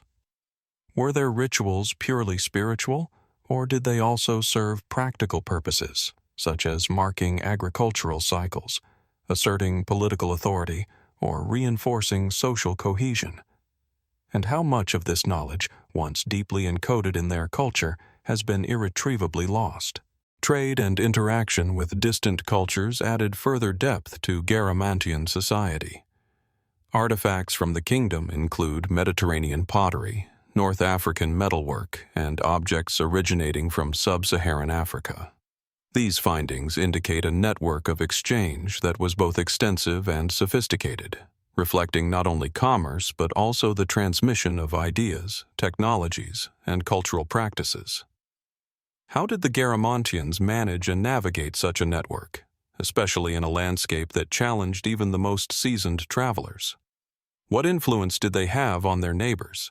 And conversely, how did external civilizations shape Garamantian culture, economy, and knowledge? Yet despite their accomplishments, the Garamantians remain shrouded in mystery. Cities and forts eventually fell into ruin, the kingdom faded from prominence, and much of their written and oral history vanished. Scholars debate the causes of this decline: climate change, desertification, shifts in trade routes, or military pressures from emerging powers such as Rome. How did a civilization so adept at survival and adaptation ultimately succumb to the forces of history? And what aspects of their knowledge, technology, and societal structure disappeared with them, leaving only ruins, canals, and scattered artifacts as witnesses to their ingenuity? Exploring the ruins today, one is struck by both the ingenuity and the enigma of the Garamantians. Standing among stone walls half buried in sand, gazing across a desert that has barely changed in thousands of years, one senses the rhythm of life that once pulsed here. Caravans moving across the dunes, water channeled beneath the earth to sustain crops, ceremonies performed under the vast Sahara sky. How did the Garamantians perceive time, the environment, and the cosmos? How did their knowledge of engineering, astronomy, and society enable them to flourish where others might have perished? The Garamantians challenge our understanding of what ancient civilizations could achieve in extreme environments. They demonstrate that human innovation, social organization, and adaptation can transcend harsh landscapes, creating societies capable of trade, warfare, and cultural complexity in ways that still surprise modern scholars. Yet their story is fragmentary, scattered across ruins, artifacts, and the shifting sands of the Sahara. What secrets remain buried beneath dunes? What knowledge lies hidden in ancient stone canals? And what truths about their society are still waiting to be uncovered?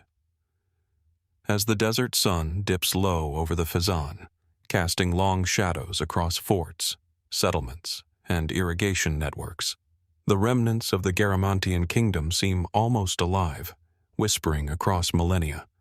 The wind carries echoes of caravan routes, rituals, and the diligent work of countless hands that transformed an unforgiving desert into a thriving kingdom. And though so much about this civilization remains unknown, their legacy endures, not only in the ruins and fogaras that have survived the ages, but in the questions they inspire about human ingenuity, resilience, and the mysteries that remain hidden beneath the sands of the Sahara. And then, almost as suddenly as it appears, the Samara culture fades.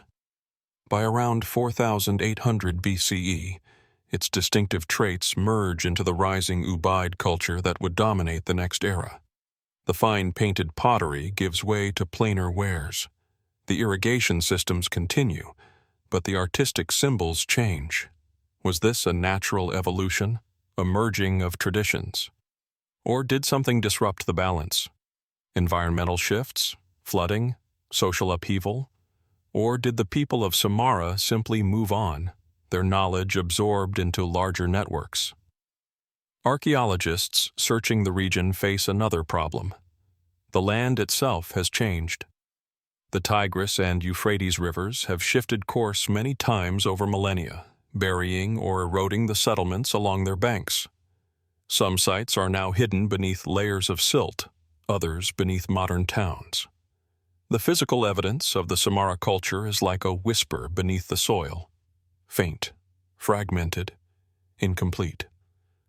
What more lies hidden beneath the alluvial plains of Iraq, waiting to be uncovered by future excavations or remote sensing technologies? And beyond the physical remains, there is the question of identity. Who were these people really? What did they call themselves? What stories did they tell around their hearths, beside the irrigation canals at dusk? Did they see themselves as innovators, as keepers of tradition, or simply as farmers and potters sustaining their families in the rhythm of the river? In contemplating the Samara culture, we find ourselves at a threshold, a civilization balanced between simplicity and complexity, isolation and connection. It is both familiar and alien. We recognize in their works the spark of human ingenuity, yet we cannot fully trace its source.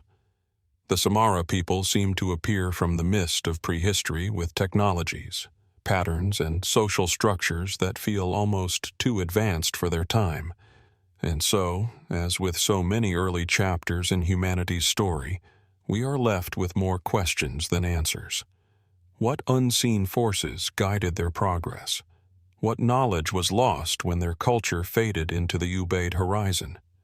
Could there be, buried beneath layers of time and river silt, the remains of something even older, a missing link in the evolution of civilization? For now, the Samara culture remains a mystery, one that sits quietly beneath the Mesopotamian plain, its legacy painted on broken shards of clay. Perhaps, one day, the earth itself will yield another clue. Until then, the silence of Samara continues to speak in the language of unanswered questions. We move now from the compelling enigma of our previous chapter into the quieter stillness of the river plains of ancient Mesopotamia, into the world of the Samara culture, a scarcely glimpsed civilization whose traces whisper of both brilliance and mystery. Imagine a wide, gently sloping floodplain of the upper Tigris-Euphrates region more than 6,000 years ago. The mud-rich soil still damp from the seasonal rise of rivers, reeds, and rushes lining shallow channels, and small villages of rectangular mud-brick houses clustered beside irrigation ditches. In that still, early Neolithic light, you might walk across a newly paved surface in one of those settlements, pick up a bowl whose surface glows with fine slip and painted geometric pattern, and realize you are handling not just a vessel, but a statement of organization, artistry, and purpose. This is the world of the Samara culture, dated roughly between 5,500 and 4,800 BCE, though even these boundaries remain uncertain. At the heart of what scholars call the Samara culture is the remarkable pottery, bowls and vases, often large, beautifully finished, decorated with stylized animals, birds or fish, and bold geometric motifs painted in dark slip upon pale clay. The craftsmanship is astonishingly refined for its time. At sites such as Tel Es Sawan, Tel Baghuz, and Chogamami, the ceramic tradition is so distinct that the Samara ware becomes a defining symbol of the culture itself. Yet as we peer into this world, a number of puzzles begin to emerge. For one thing, how did such a culture arise so early? At Tel Es Sawan, evidence of irrigation and flax cultivation reveals an advanced level of organization. A community not merely surviving from the land, but shaping it. They harnessed water, redirected its flow, and built systems of control that hint at collective planning, cooperation, perhaps even central authority. And this, in a period when much of Mesopotamia was still transitioning from hunter-gatherer groups to settled agricultural life. Another question lingers. Where did the Samara culture truly originate? And how far did it spread?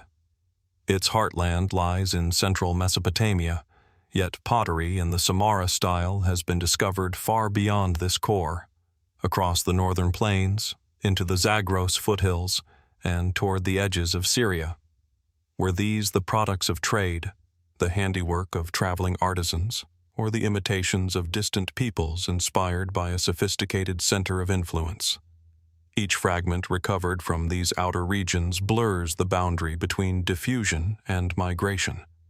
And what does such uniform craftsmanship imply about social structure? A finely standardized style suggests specialization, the presence of trained artisans, possibly working within organized workshops. It suggests coordination, shared aesthetic values, and perhaps a hierarchy capable of sustaining such production.